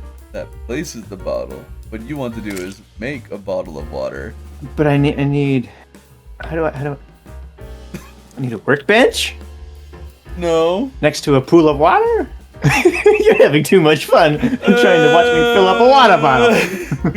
It's something I commented on. Like, it's not exactly the most intuitive. At least the way that you would assume it would work is not the way that it would work. Huh. It is simple, just not what you might think. Bottle. Water. You're like 80% of the way there. Hey! What? You have to stand next to water to make it. Okay. What? Okay, I had a bottle of water. Raise of hands, how many of you watching tried to fill a water bottle like this the first time? That just makes sense in the head. I also love how the endgame is where Travis is starting to learn so many of the early game mechanics. The rubber has really hit the road and required him to toy around a bit more with the game. And yet he still doesn't figure out most of them on his own. A lot of them still require at least a little assistance. Anyways, this time he brought Cultist down pretty low without dying once, and not even with too much help from me. He did so well that I figured at this point I could give him a little extra nudge just to finish the thing off the next time. No, stop with the lightning. No lightning. I told you no lightning. Oh no! I landed on his head. You got a pointy beak thing. Stop it with the fake dudes. You tell him. Listen to me when I'm talking to you. Oh! Hey! We did it! Celestial creatures are invading. What? What are all these? Stardust pillar, vortex pillar. So many things. Which is what I expected. Oh, is it now? Stuff to change. I expected stuff to change. Let's go talk to Kevin and what's her name? What did I get? I got his mask, and I got an ancient manipulator used to craft items from lunar fragments and luminite. Okay, let's go talk to the people now. See if they have anything cool to say, and then check out one of these thingamagummies. What? And one might be in the way. Yep, there's one. What? Hello? Oh, these guys are cute. The little squid bits. What are we doing? The health bar is going down. Aha! Hello! Ugly! Oh, you don't take damage. It's just your little buddies. He cleared a good bit of the pillar before he died, much more than I thought he would, actually. I figured the pillars would be more painful, but I guess I'm also here to help thin the numbers, and it was Stardust Pillar. I am curious to see if he figures out how to use the Ancient Manipulator or even that fragments drop from the pillars, since he often missed souls of night and light and that sort of thing. Now, he had to take a break, so Stardust will reset, but let's see how he handles the pillars. The great thing about them is that they are pretty hard to miss, and so he has an obvious objective to accomplish, and since the pillars take up a lot of the landmass, he doesn't have much of a choice anyways. Take out pillars to dinner. Okay. Yes. That's what I had written down. Let's try to tackle a pillar, I guess. I felt like I was doing okay-ish, messing around over there last time. I'm just gonna bring... Wow, I'm getting low on burgers. Yeah. Old reliable. It's okay, we have Oh, we got lots of ribs. Yeah. Bring a bunch of ribs. There we go. With the Stardust pillar he'd fought being on the other side of the Vortex pillar, he of course ran into Vortex first. This could be good as Vortex fragments make one of the best noob-friendly weapons, the Vortex Beater, but we'll cross that bridge when he comes to it. Yeah, they are. The other ones were kind of like more squishy, I think. I'm dead. Oh, why did you die? Gravity is weird over there. I was floating. Only on the left side. I didn't notice it other places. The great annoyance of the Vortex pillar is the distorted debuff caused by the Alien Queen projectiles. Not recognizing where the effect came from, Travis initially thought it was more of an environmental effect that only happened in certain areas around the pillar, which is actually a pretty interesting idea, but as it is, the projectiles caused this debuff, and I remember it taking me a few years before I even realized where it came from, because Vortex has a lot going on with it, and the projectile from the Alien Queen is so small and similar to other particle effects that it's hard to notice until you learn to see it. Oh, hello everybody! Where did you all come from? Everywhere. Ow! He died. Oh, he's got his chainsaw. Chainsaw is fun. It is. Can't You have to deny get that. really, really close. Yeah. Oh, dying is nice. Gives you a chance to actually read what's attacking you. I feel like I killed a bunch more of them that time. Still learning how to combat in this game, I guess. It's a bit of a learning curve. Well, half the curve is learning how to see stuff. It's been a consistent problem for Travis throughout, and I guess it's something that might be more lost on veterans of the game like myself. There is a lot going on your screen, especially with the pillars, and the new player needs to learn how to see all of these things and react at the same time. For Travis, this might be particularly more difficult as this is the first 2D side-scroller game he's played, something that I either just now learned or forgot after so long. As for the pillar, he's not sure what the number on the health bar means yet, and has grown a little peeved by how overwhelming Vortex's enemy spawns can be. These guys are nuts. There's like none of them, and they're just everywhere. Yep. That's weird. This better not just be wave 1. That would be unfortunate. Where would that come from? Oh, it's down to 1. See, look at that. They're just behind us. They weren't there before. Absolutely swarmed. Oh, look at that. 20,000. Haha. Oh. I know this game a little bit. I didn't make it over to see the blob, the pillar, whatever it is. See if that changed. Let's go check it out. What's new with you? Oh, it's ugly. Ew. Now the shield is down and the health bar has changed, but it hasn't quite computed with him yet that he needs to be attacking the pillar. He definitely remembered seeing the bubble around the pillar earlier, but he seems to think the mobs are the bigger priority. Either that or he simply wishes to clear out the mobs before going to the pillar, but even with my help, Vortex spawns too many minions for that to happen. Hello, everybody. You are lots of you. Yoinks. Oh, that guy had a little tiny shotgun thing. I'm just floating. This is kind of fun. I mentioned distorted earlier. Usually it can be a tough debuff to survive, but Travis has actually had some fun with it and thinks it's funny when he's floating around on his lizard. Stop lobbing your little snowballs at me, you silly. Okay, we killed that little wave. Alien Queen. Oh, you were behind me a second ago. Why you do that? Well, we're slowly making progress on the pillars. It's nice that they keep track of how much damage you've done.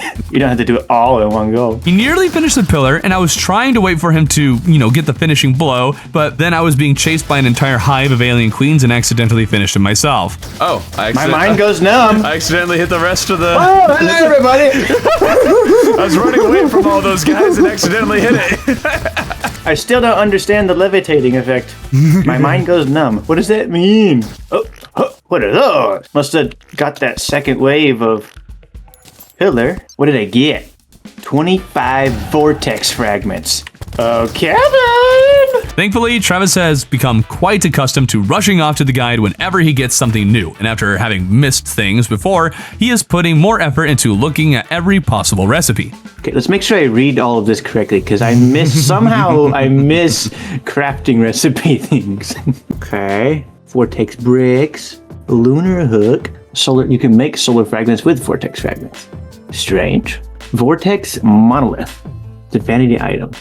Can be placed. Wield a small amount of power from the vortex tower. doesn't say what it does. I think these monoliths could use a little more explanation. At least the tooltip says it's a vanity item, but it also says it wields some of the vortex pillar's power, which could give the noob the wrong idea, I think. I'm mostly concerned because the monoliths are useless, and in classic mode, fewer fragments drop than in the higher difficulties. So if he makes the monolith, he won't have enough fragments to also make a weapon in many cases. So what could be helpful is having other easily obtainable monoliths in the game before this one. The only ones you can get pre-pillars are the Blood Moon and Aether monoliths, both of which require lots of niche knowledge a noob has zero chance of discovering. Having a monolith they are likely to encounter could teach them what these do before they waste their fragments. Luminite bar. I haven't learned about those yet, though I saw that they were a thing. The catastrophic mixture of pew pew and boom boom.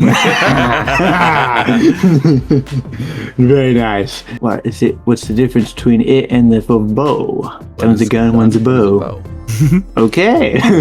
they cost the same. I guess it's aesthetic. I find it strange that the Phantasm makes no mention of the Phantasm arrows it shoots upon enemy hits. As far as the player is concerned, it's a little different from a regular wooden bow with a higher damage number. For bows like this that you need to craft and expend very valuable resources on, I think it makes sense for the tooltip to hint at its special abilities somehow, like how the Vortex Beater's flavor text, although funny, also communicates its power and value. In comparison, the bow is quite boring and insignificant.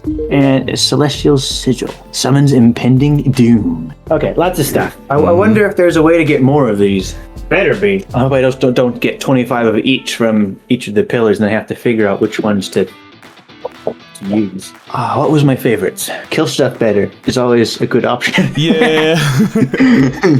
He decided he'd use the Vortex Beater, but since the houses are really close to the Stardust Pillar, he figured he'd fight that a bit before making the weapon. Oh, look at it popping all the bubbles. Don't die! I'm trying really hard not to. Oh, he did. He actually ended up wormholing to me before crafting the weapon. Bubble. Yeah, enjoying this one a little more than the last one. I feel like I can move and dodge and kill stuff. Rather than just get wiped on the floor. I was thinking compared to the cultist. No. I actually wasn't noticing too much of a difference between the pillars. This one has bubbles. The other one had aliens with shotguns. I'm actually surprised he didn't think there was much of a difference between the two pillars. Vortex is considerably more difficult in many ways. In Stardust, you can actually cheese on accident by not killing all the, small Stardust cells. I would also like to remark on how he's not being nearly as overwhelmed at this pillar, but I guess that accidental cheesing I mentioned can result in that. Oh my goodness. Wow. Just because I'm wearing the turtle armor, isn't it? Just run away. They can't hit. Can't hit you if you run really fast, right? Nah, not at all. Oh. I got stuck. Well, since we're here, let's make a cool thing. It's just a gun. Whoa, explodes? He actually hasn't used a gun in a while, so he didn't have any bullets on him. So he checked his chest for bullets and said something quite interesting. Musket balls. Okay. Got a few. Will those work? The musket balls. Oh, yeah. Those are bullets. Okay. This has occurred to me before, but why do we bother with calling these things musket balls? Considering how you can get a literal musket and that other weapons use specific ammo named very similarly to the corresponding weapon, I think it's time we update the naming scheme here and just call these bullets to eliminate any potential confusion. Oh, chlorophyte bullets. And it chases after your enemy? What does that mean? All my musket balls to chlorophyte? Sure. That is a fantastic use of flavor text, or perhaps that's not exactly what that would be called, but that aside, Travis initially was not impressed with chlorophyte bullets due to the insignificant damage boost compared to musket balls, but that little bit of text told him its very important functionality. Travis has now acquired what I think is the single best weapon and ammo combo a noob could have at this phase of the game. There's just one problem. He is weirdly conservative with his ammo. Oh, look at him bend. That is cool. It's really loud. It looks really cool, though. It's my kind of gun. You don't have to aim a lot. I am overwhelmed with pain. Ow! First my mind goes numb. Then I'm overwhelmed with pain. If your mind is numb, though, would you feel pain? Being mind-numbingly numb is an expression. Overwhelmed with pain is more of an actual Wow. Now, I didn't mean he was conservative in his use of bullets, but rather he is with the purchase and creation of them. He only crafted 60 chlorophyte bullets. With the Vortex Beater's 66% chance not to use a bullet, it carries a bit further, but we'll see later that he really does not seem interested in stocking up. For now, he checks the crafting recipe for Stardust Fragments. And a dragon staff. Stardust Dragon. 41 damage. It's about the same as you guys, but it's a dragon. Well, that's 2 towers down. There's 2 more to go. Let's make a staff and I guess say goodbye to the pirate. Nah, yeah, let's do Cell Staff, I guess. It's unfortunate he chose the Cell Staff, which I'm pretty sure has been shown to be worse in just about every imaginable situation, but its base damage was higher than the dragon, so Travis chose that one. Which again, makes total sense for a noob to do, especially with limited resources and no way of knowing how either of them actually function. It's just too bad that, in this case in particular, it results in him choosing the lesser option, which I guess it often does. We also see this as a pattern for what weapon he makes for each of the fragments, always choosing the one with the highest base damage, which thankfully tends to be the better weapon anyways. There is one problem that came up with the Stardust Cell though. He wanted to have one of those and the Deadly Sphere active, but the Pirate Summon would not go away. And without dying, he had no idea how to switch his summons around. This is when I taught him how to right-click on the corresponding summon buff icon to despawn it manually. Maybe he just needed to click on the summons in a different order, but maybe making a unsummoning table or changing how swapping summons works would be beneficial. With the staff made though, he heads to the Nebula Pillar. Oh, this one's in the graveyard. Yep. Oh, it's dark. When he said that, and anytime he remarks on how dark it is, I'm pretty sure he's referring to the Brain Suckler debuff, not the darkness brought about by the graveyard. Do you have any idea why the darkness happened? Nope. Usually it happens because somebody hits you. I did not see what hit me there. He's right, but the Brain Sucklers don't have to suck on your face very long for the effect to take place, and it usually lasts a little longer than the Suckler lives, if I'm not mistaken, so it's very likely he did get hit, but killed the thing immediately after. It only happened once and it was gone pretty quick, so I don't like this one. Why is that? I can't see anything. Oh, you're at the darkness again? No, it's just the purple and the creatures. I don't know why. I just can't. I forget why do we have a wall right here? I don't know. Next theory. Let's just zoom past and fight it from the other side. Ignore everybody, because we can do that, right? Munch on the French fry while we go by. Hello. It's very dark. What is with these homing pixie things? Pixie thing? You can't, oh. They can't hit them. Yeah. I keep trying to hit them, and then it doesn't work. These pixie things he's talking about are the Nebula Spheres, shot by Evolution Beast, a genuinely annoying projectile that I know I often miss or forget about when fighting this pillar, and with a noob's eyes, I can see the resemblance between them and pixies. I don't think anything needs to change here, just that these spheres have added to Travis's distaste for the pillar. And now I know I can't hit those things, so...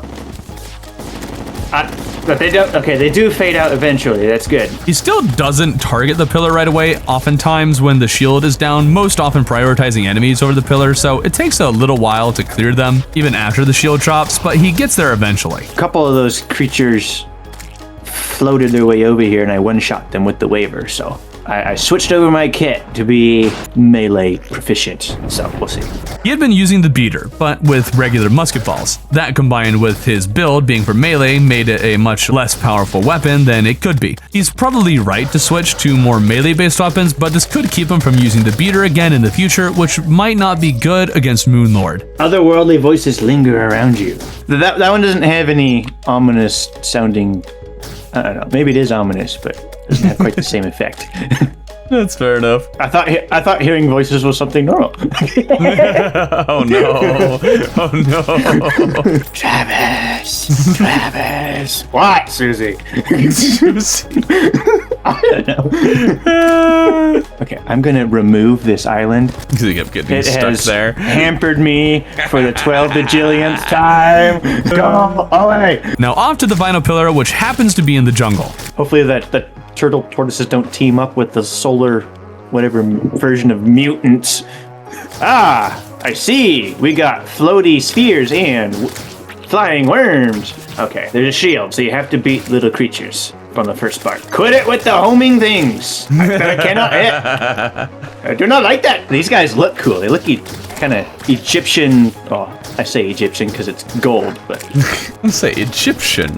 Really? yeah, it's just solar themed, obviously. They did a good job. What the heck? How did you follow us here? What are you doing here? This? Shoot, boy. Did you get him? He's He's still there. He's hard to hit. Yep. You gotta hit him in the face? Or the tail?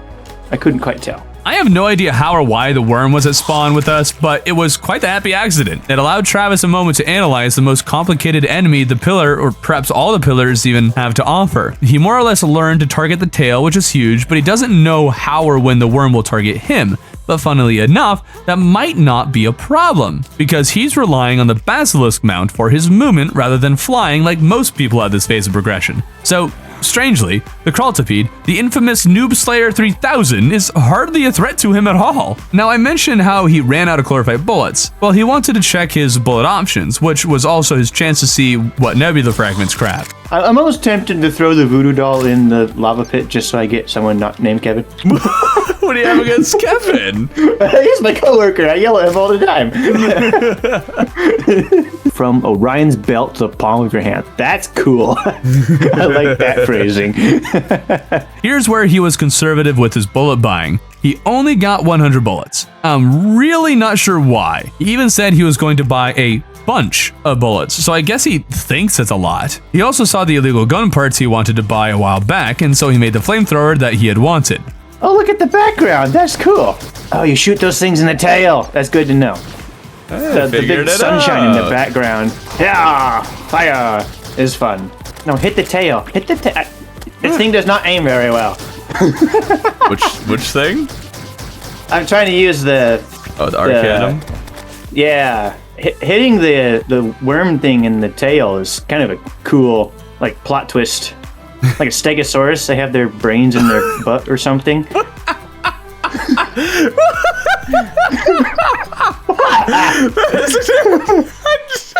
It's not a feature you see very often. Yeah, like a stegosaurus. Got its brains in its butt or something. Returning once more, he clears the pillar, and in an effort to give nothing away, we're going to just go suspiciously silent and watch his reaction. There we go. Killed him. Way to go. The wave 2 is simpler. You can actually smack the thing itself. Okay. And get all these things. Oh, I missed. Got it. Okay, what did I get? I defeated my 900th green slime. Oh, impending doom approaches. That's what. Why did everything go hazy for a second? That was weird. What is happening? What's happening? Where do we need to go to see the thing? Okay, if I stand here, just here. Oh! Hello! I noticed you were really quiet. I'm glad we're sitting in a flat spot. Oh, he did. I did. As is expected, Travis was obviously blown away by Moonlord on the first attempt. It really is kind of cruel how it works if you think about it. The noob has no idea the final boss is about to spawn, and on top of that, Moonlord I think is one of the harder bosses to figure out purely because of how much is going on. The noob is doomed to fail the first attempt, and it's not unlikely, at least in classic mode, that they won't have enough fragments to summon him again, almost inevitably requiring that they fight the cult system pillars a second time just so they can put in their first real attempt at fighting the boss. Champion of Terraria. Defeat the Moonlord is the next thing. Mm-hmm. Cool. But I have 34 solar fragments. Strikes with the fury of the sun. They did a really good job with the little quotes on these ones. I will have enough to make a monolith, I think. Yeah. So I could test out with that, because I got the most solar fragment stuffs from... I got the most fragments from this pillar. Curious if this summons... It just makes a pillar so I can redo the thing again. At the moment, he doesn't understand or know that the cultist has spawned again, and simply killing him again will bring the pillars back, which I think is the reason he suspects the monolith could spawn the solar pillar for more fragments. Right now in his head, this is the only way to get more fragments, and I could totally see a quality of life mod adding this functionality to the monoliths, but I'm not sure it's something vanilla needs. This time, while he was here, he was distracted while purchasing bullets, resulting in him buying over 1,000 of them. He was quite shocked by the number, but didn't think twice about it. This could be a major stepping stone for him, as he could make nearly 1,000 chlorophyte bullets. With more frequent use of these, maybe he'll grow a greater liking for the vortex beater. Make the daybreak. That's a spear type thing, isn't it? Yeah. Woo! That's cool. And it explodes, even better. And then I also wanted to make the monolith. I think we'll go put it over here. There. Ta-da! I made it. Now what? Oh, the sun is behind us now. Now what? Do I click it again? Oh, you just... It just changes the ambience? Wow, it's cool.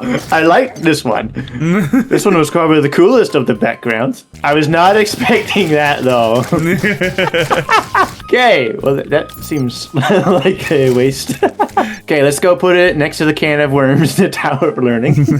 Nice. Ooh, look at those. I like the way the caves look.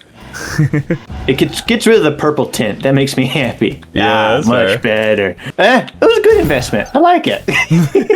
Now I got to figure out how to get more fragments. How did you get them the first time? Or how did you get the pillars to appear? That was linked to killing the cultists? You kill the cultists and the pillars show up? You tell me I have to kill the cultists again?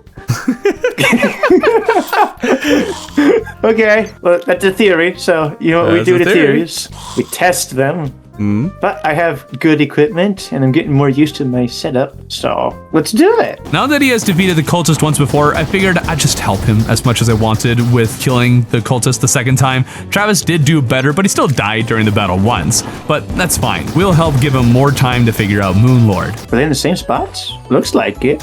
No, the solar one's over here now. He took down Stardust Pillar, no problem. But I decided before we go to Moonlord that I'd do something to try and help him out a bit. At the time of recording, we were coming really close to the update, and since the update dropping right before killing Moonlord would be kind of weird, I wanted to do my best to push him to the finish before the update came out, but without taking away his victory and chance to learn. After all, it sucked to come this far only for me to hard carry him past Moonlord, so I decided I'd switch to the Healing Spectre Hood. This will give him considerably more survivability while also reducing my damage dramatically. So even if he is surviving better than he normally would, he is forced to do most of the work in beating the boss and will have extra time to learn its patterns. On top of that, Moonlord's tongue attack removes the healing effect of Spectre Armor, so it's not like he won't have to learn to dodge at all. The healing does help him quite a lot more with surviving the pillars, but those are also something he's already beaten, so no harm, no foul, I think. These are very satisfying, these towers. Yeah, what's satisfying about them? Well, I know how they work for one. And just being able to like do multiple stages of the fight and then just killing lots of stuff is really satisfying. And being able to move around and not die is also satisfying. Well, once I understand what's happening, then a lot of things actually become fun. That was one of the biggest learning still on the learning curve of this game, is just recognizing what is even happening and what's important and where to look. What to see. With the pillars down again, Moonlord approaches, and Travis finds himself in the jungle biome for the fight again, and it's not an awful location, what with how flat this particular area is. The Moonlord! Hello, sir! So he has a couple little eyeballs in his hands and on his face. And what are these little orb thingies? I don't know. Do they hurt? I assume they do. I'm gonna shoot the hand on the left here. His left hand is almost dead. I can't see where my bullets are going. I'm sure they're going to the right place. Oh! I'm running. I wonder what else it was. I'm dead. Oh! He's over here now! Why did you do this to me? How dare you summon me? Oh, there's a... Oh, it's so hard to see anything with all these colors and lights going on. He ended up failing that attempt, but was able to survive for a bit longer and learn little bits about how the boss works. I'm trying to remember what killed me. the most last time. If it was just I did not dodge all the stuff well, or if I'm missing something. Then there was a weird exchange we had about the Celestial Sigil. I was hinting at him to use the thing because he noticed it summoned the impending doom earlier, and he noticed the impending doom message after the last pillar. I said he could use the summon, and then he said he assumed it would summon Moonlord, which I guess means he mistook me saying summon as meaning a summon weapon, and so I affirmed him in his original theory, and then he was surprised to learn it could summon Moonlord without fighting cultists, but that's what I thought his theory was in the first place. All I've probably done right now is just confuse you as to what I'm even saying, but even with that knowledge, it would seem he wants to first prove himself against the cultist. Let's go kill the cultist again. I really haven't done it in one life yet, so Yeah. it's kind of a little bit of an annoying challenge. This time he did defeat the cultist without dying once, helped in large part by my healing in all likelihood, but at the same time he is improving and learned something important about the cultist. Oh, we got the right one. Yeah, he likes being on top. This one is...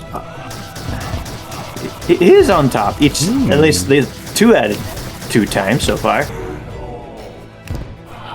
Oh, he's bottom right this time. It's a little bit darker. He is starting to recognize which one is real, but now that more clones are appearing after failing that one time, he found himself accidentally hitting the wrong clone with his basilisk over and over again. But spawning the real one at all is a major step for him. Yes, it's always good to get rid of those guys. Yes, again. I love just randomly floating through the air. This is nice. I mean, I don't mind floating. I can work with it, but I don't know why. Exactly. I assume I get hit with a status effect from one of these creatures. But I can't say anything to know who. Yeah, that's the hard part. I'm not sure why, but he started to think the Influx Waver was better than the Daybreak. Feels like my sword does more damage than the spear thing. Interesting. Or the waver. I don't know. It just feels more... has more of a punch. I guess it comes down to which one he's able to hit the target with more reliably. Ultimately, hitting the enemies more often tends to do more damage than missing all the time, so he decided to use the Influx Waver for one pillar and the Daybreak for the next to compare the two. Meanwhile, he somehow just now figures this out about the pillars. I am assuming if you kill 100 of his friends, he moves into phase 2. Because obviously hitting him doesn't do anything. Right. So it's like, what am I actually hitting that ticks down the counter? It seems to be counting along with the squishes. the meaty thwacks of dead friends. Just like how you describe these things. Seems to be counting down with the meaty thwacks of things. Well, it's what I'm hearing. Fighting the pillars again really seems to have been the best choice for him, as he's making a few breakthroughs along the way. I feel like I'm learning how to ignore looking at everything and just focus a little bit. Yeah? Maybe, I don't know. I can like look at where I am and where I'm actually shooting. My mouse is actually aiming. I'm doing spear only for this one because the numbers say this is supposed to be better, but for some reason it doesn't feel like it. Oh, you can hold down the... Oh, have you been clicking this whole time? Yes! Oh, yep, that'll help. I don't know why I didn't think to try that. Apparently, this whole time he has been rapidly clicking to attack, one click for one attack. I just assumed he was holding down left click this whole time. Now I'm questioning what he's been doing for other weapons he's been using. Has he been doing this since the beginning of the game for all of his weapons? You can also spam this one too. Oh, you don't have to single click. Oh yes! My goodness. He's learning. Wow. We'll have to see if this revelation helps him at all in defeating Moonlord as he spawns for the 3rd time in the jungle. Oh yes, the laser eyeball. That's what's got me every time. Okay, hard part about this one is actually learning where I can hit him. Oh! Almost dodged all of that. So it looks like if I move closer to his hands, he closes his hand eyeballs. So I have to hit them from range, I guess. Huh, an interesting observation. A wrong one, but an observation either way. I can totally see how the closing of the eyes can be very confusing and hard to learn. Biggest problem with the Moonlord right now is not understanding what targets I can hit and being able to dodge all this stuff. Well, I could do a bunch of terraforming and flatten out the spot where we know the pillars and the stuffs are, or just make a platform, as we do. Or we could summon the dude over here on the platform. That would work. As for me being able to move around and dodge his stuff, Basilisk I'm pretty comfortable with, so. I guess you've been using the quiver, but you haven't been using bows. I could make that phantasm thing. Oh yeah. There's the bow version of the gun. So he ended up making the Phantasm to replace the Vortex Beater. Not thrilled with this change in events. At the same time, the Phantasm does do better damage, but only when you're consistently, hitting your targets. We'll have to see how it plays out, I guess. He decided he wanted to use Chlorophy arrows, which is one of the better arrows he could use with the bow, so that's good. What I didn't expect was that he'd make walls at the ends of his little platform. After seeing the arrows bounce, he figured this would be a smart way to keep them contained and more likely to, do something. And I gotta give him bonus points for that. My only hesitation with it is that this likely won't encourage him to use a running away strategy against Moonlord, which he'll likely need to do at some point. There's only one small issue with his new Phantasm strategy. At various points during this run, we have switched from using a dedicated server and connecting over Steam. When using Steam, it was not uncommon for him to lose connection frequently, and so for the final boss battle that will take a long time to beat, I decided we needed to use a dedicated server so he didn't lose connection in the middle of it. Only issue with those is that they incorporate anti-cheat and will kick you for spamming too many projectiles. A reasonable feature to have, if only the endgame weapons didn't hit that cap when they are being used normally. Cheating attempt detected. Projectile spam. What? No way! I was able to keep the fight alive until he returned, but he was kicked again after using the bow for 2 seconds. Maybe I just won't hold it down. I'll just click. Ah! What is this? He has a little rope tethered tied onto me. What is that? I noticed that. It's the tongue. What is that? The tongue. The tongue? Yeah. Gosh. I won't spam. I will calculate my aiming. Despite all the problems, he actually managed to pop the eye on the right hand. Oh, there's an eyeball, a floating eyeball. Mm-hmm. Okay, what else is happening? Oh, he has a mouth in his hand. That is also disgusting. He is a very disturbing boss. Okay, I don't know what to shoot at. Any guesses as to what you should shoot? Well, this has a health bar, so I'm gonna shoot at this eyeball. That sounds like a good idea. Oh, I am almost dead. No, don't die. I used the health potion. Telling Good. you not to die. I will try to listen. Oh, I ran into his eyeball. What did I tell you not to do? His eyeballs do melee damage. I did not know that. I thought they just spat out other eyeballs. He's continuing to learn more about the boss, which is great, even though he is currently being held back by the server's anti-cheat. The failed attempts thus far are also making him consider what else to do to boost his chances. I guess let's actually prep for a boss fight by doing all this, getting all the stuffs. I honestly don't know how much 5 more defense and a little bit of mana adds, but every little bit helps, I guess. He was able to make 4 sigils, so we'll move to him using his second one. Okay, so I see eyeballs on his hands and one on his face. My face is so much closer to the monitor. I'm trying to see stuff. I'm just trying to use my eyeballs and poke his eyeballs. Oh, you got both of the hands. Yeah, making progress there. Yeah, now what do I get? Oh, did his eyeball pop out? The true Eye of Cthulhu. I think you got that. That's a thing. Yep. I don't know what that is in relation to... Oh, that must be his hands. I think those are his hands. Mm-hmm. Okay, now what do I shoot at? Because I don't see any health bars. Oh, there's his forehead eyeballs back. Oh, he gone. Oh no. I gone. Okay, what do I shoot at now? His eyeballs? They don't seem to take damage. The last part, I was waiting for his forehead eyeball to be back. Okay. So that's the only thing I could see. When his forehead eyeball was gone, I had no clue what to shoot at. I guess Moonlord is pretty unique in that it's possible for you to have literally nothing you can shoot at certain parts. I helped him piece that together, and when I mentioned the top eye having more health than the hands, he remarked that he noticed that. Now, as he considered what to do next, he was disappointed by the fact that he couldn't use the bow to its fullest extent, which is when I remembered I had the option to turn off the anti-cheat on the server, which finally allowed him to use the weapon to its fullest extent. Whew. Ow! Don't stand in the laser. It's not good for your constitution. Constitution of the United States of America. I guess you could use that version of Constitution, yes. That's what I think of because I am a real American. You're American, yep. Ow, ow.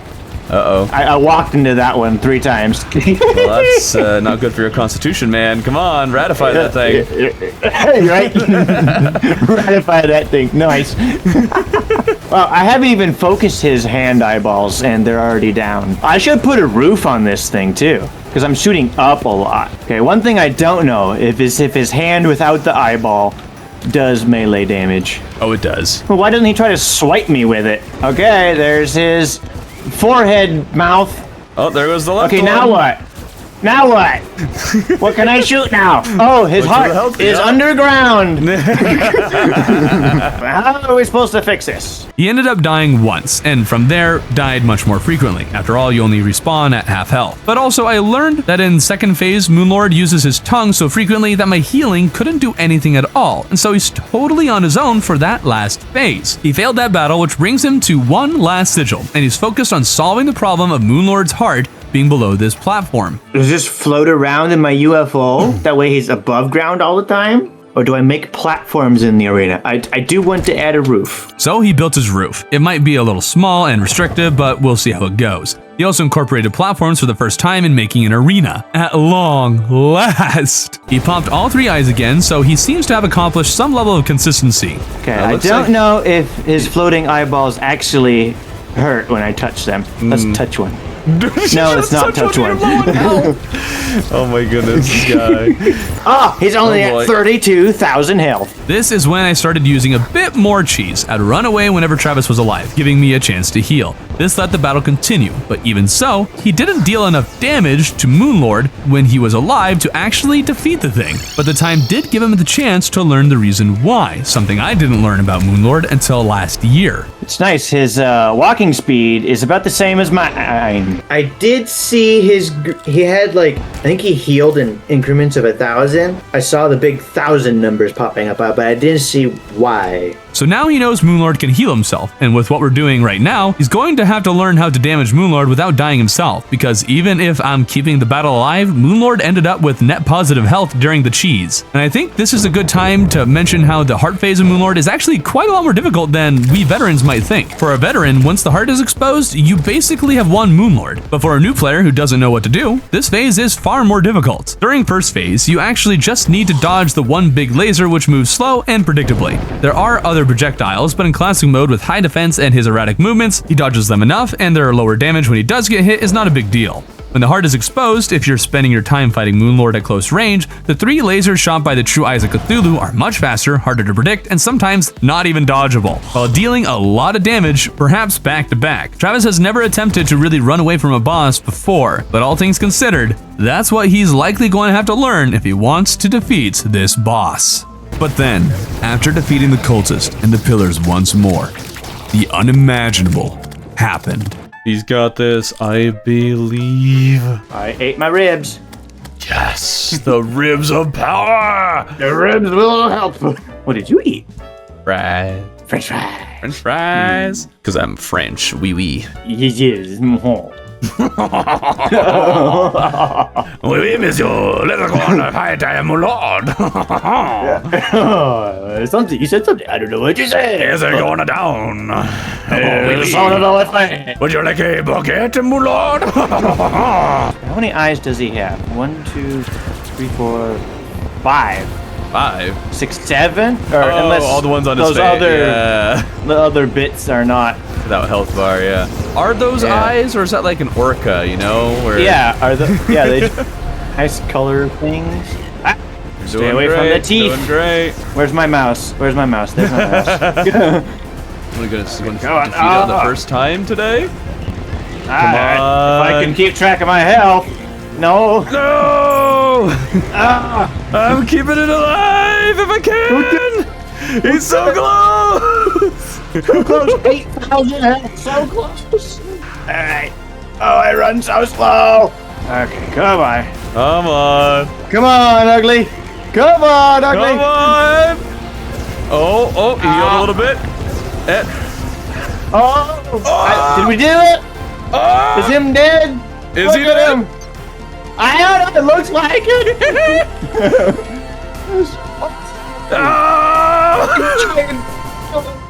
Woo! That was good. Oh, credits? Are those credits? No, it's just the creator. Okay. After over a year, he's finally done it. Travis has defeated Terraria. Travis! Hello. My new goal in life is to kill this ugly crab eyeball. What can of worms do? Yeah, it gave me worms.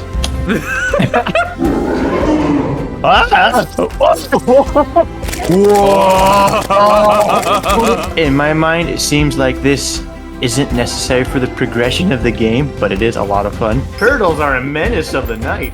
Batman should have been Turtle Man. Stop it! Oh, I'm on the edge of my seat. This is like taking forever. I'm so stinking proud of this guy. It has been so much fun introducing him to the game and seeing all that he has learned and accomplished. Most of it on his own. Through his eyes, I and hopefully you were able to feel like you had experienced Terraria for the first time again. But Travis's journey didn't quite end there. Got a hurtful SDMG. Super damaging machine gun. And I got a pointy meow. I was hoping you'd get that one. Whoa, whoa. That one's the hurtful SDMG. Cool. Portal gun. There you go. Oh, run through it. Just not on your mount. You can't go on it with your mount. What? Cool. Sweet. Portal gun. Those are always fun.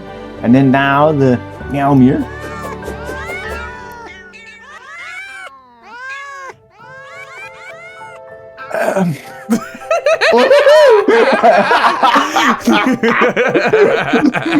Meerkat kind of reference. I think so. I assume this is telling a story of some sort or the lore behind the peoples, but what achievement did I get? I got Champion of Terraria. Oh, and the achievement button is gone. Cool. Well, I want to go see if the NPCs have anything cool to say, like "thank you for saving us" or something. Well, all the corruption is still here, so the world is not fixed. Nope. He's still talking about mushrooms. All right, are you happy? He's saying the same thing. Okay, I guess I'll just ask you about Luminite. Okay, so not much has changed over here.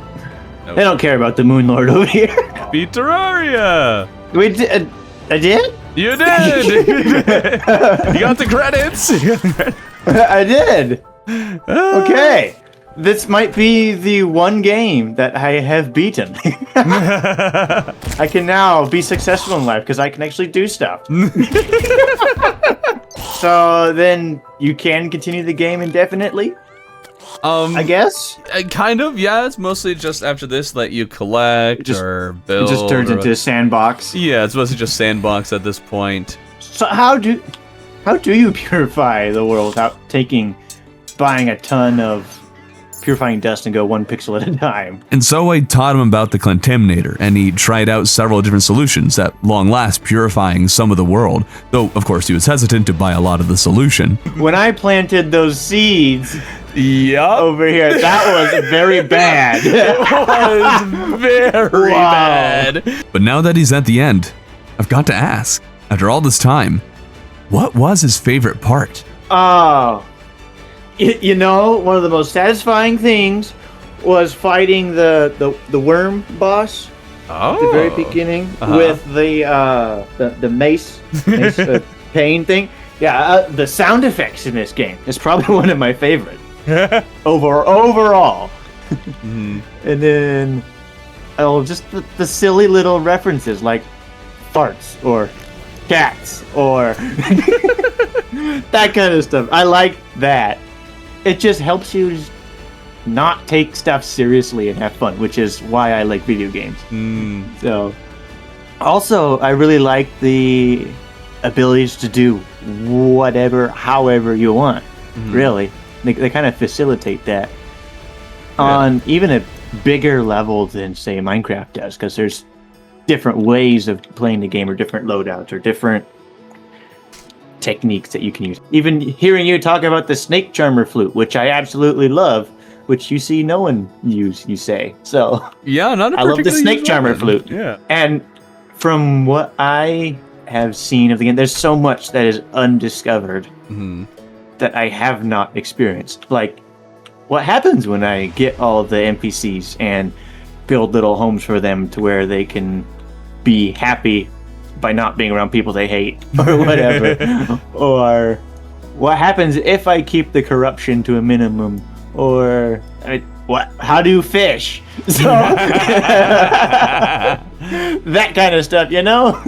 It's a surprisingly huge game. Oh yeah. That took me over a year? Over a year. Curious about a few things, I taught him some of the features of the game he missed and was interested in, answered a few questions, and listened to him talk more about his experience with the game. Wow, okay. I was not expecting to just... I kind of wasn't expecting the Moonlord to be like the last thing. Oh yeah? With credits rolling after the Moonlord. So... You're expecting another boss or something after that? I was expecting maybe a little bit of a wind down or something, or some monument to build, or I don't know. Huh. I wasn't expecting credits to be like, oh, you killed the big guy. Good job. Goodbye. I think the silence of the credits actually threw me off a little bit too. Yeah, like a triumphant music track or something would really feel nice for that. Yeah, there was the sense of reward, other than him just like conking over dead, was very small. Yeah. And also, like, keeping track of the corruption or the enemies just adds a little bit of responsibility and tasks to do. Yeah. Because if I don't have something to do, I get a little bored sometimes. But I guess everyone plays a little bit differently. Okay, now I have free reign to go explore and do research and do my own thing. I think I've been holding myself back a lot. It has been such a pleasure bringing him through the game and watching him experience it all for the first time. And it's this last thing, he said, that is what makes me truly happy. I will add this to my chill game repertoire, I think. I enjoy the grind sometimes. Just zone out and grind. So that's what I would consider chill. He likes the game enough to play it on his own. Sometimes I wonder how often a new player only plays a game because their friend is there with them. It's not uncommon, and hearing him say he'll play it on his own is all they need to hear to know that Terraria has still got it and can bring new people in, even after all these years. But with that, we say goodbye to this world, and goodbye to Travis. For now. He wants to do another run, so maybe, sometime in the future, we'll be seeing him again.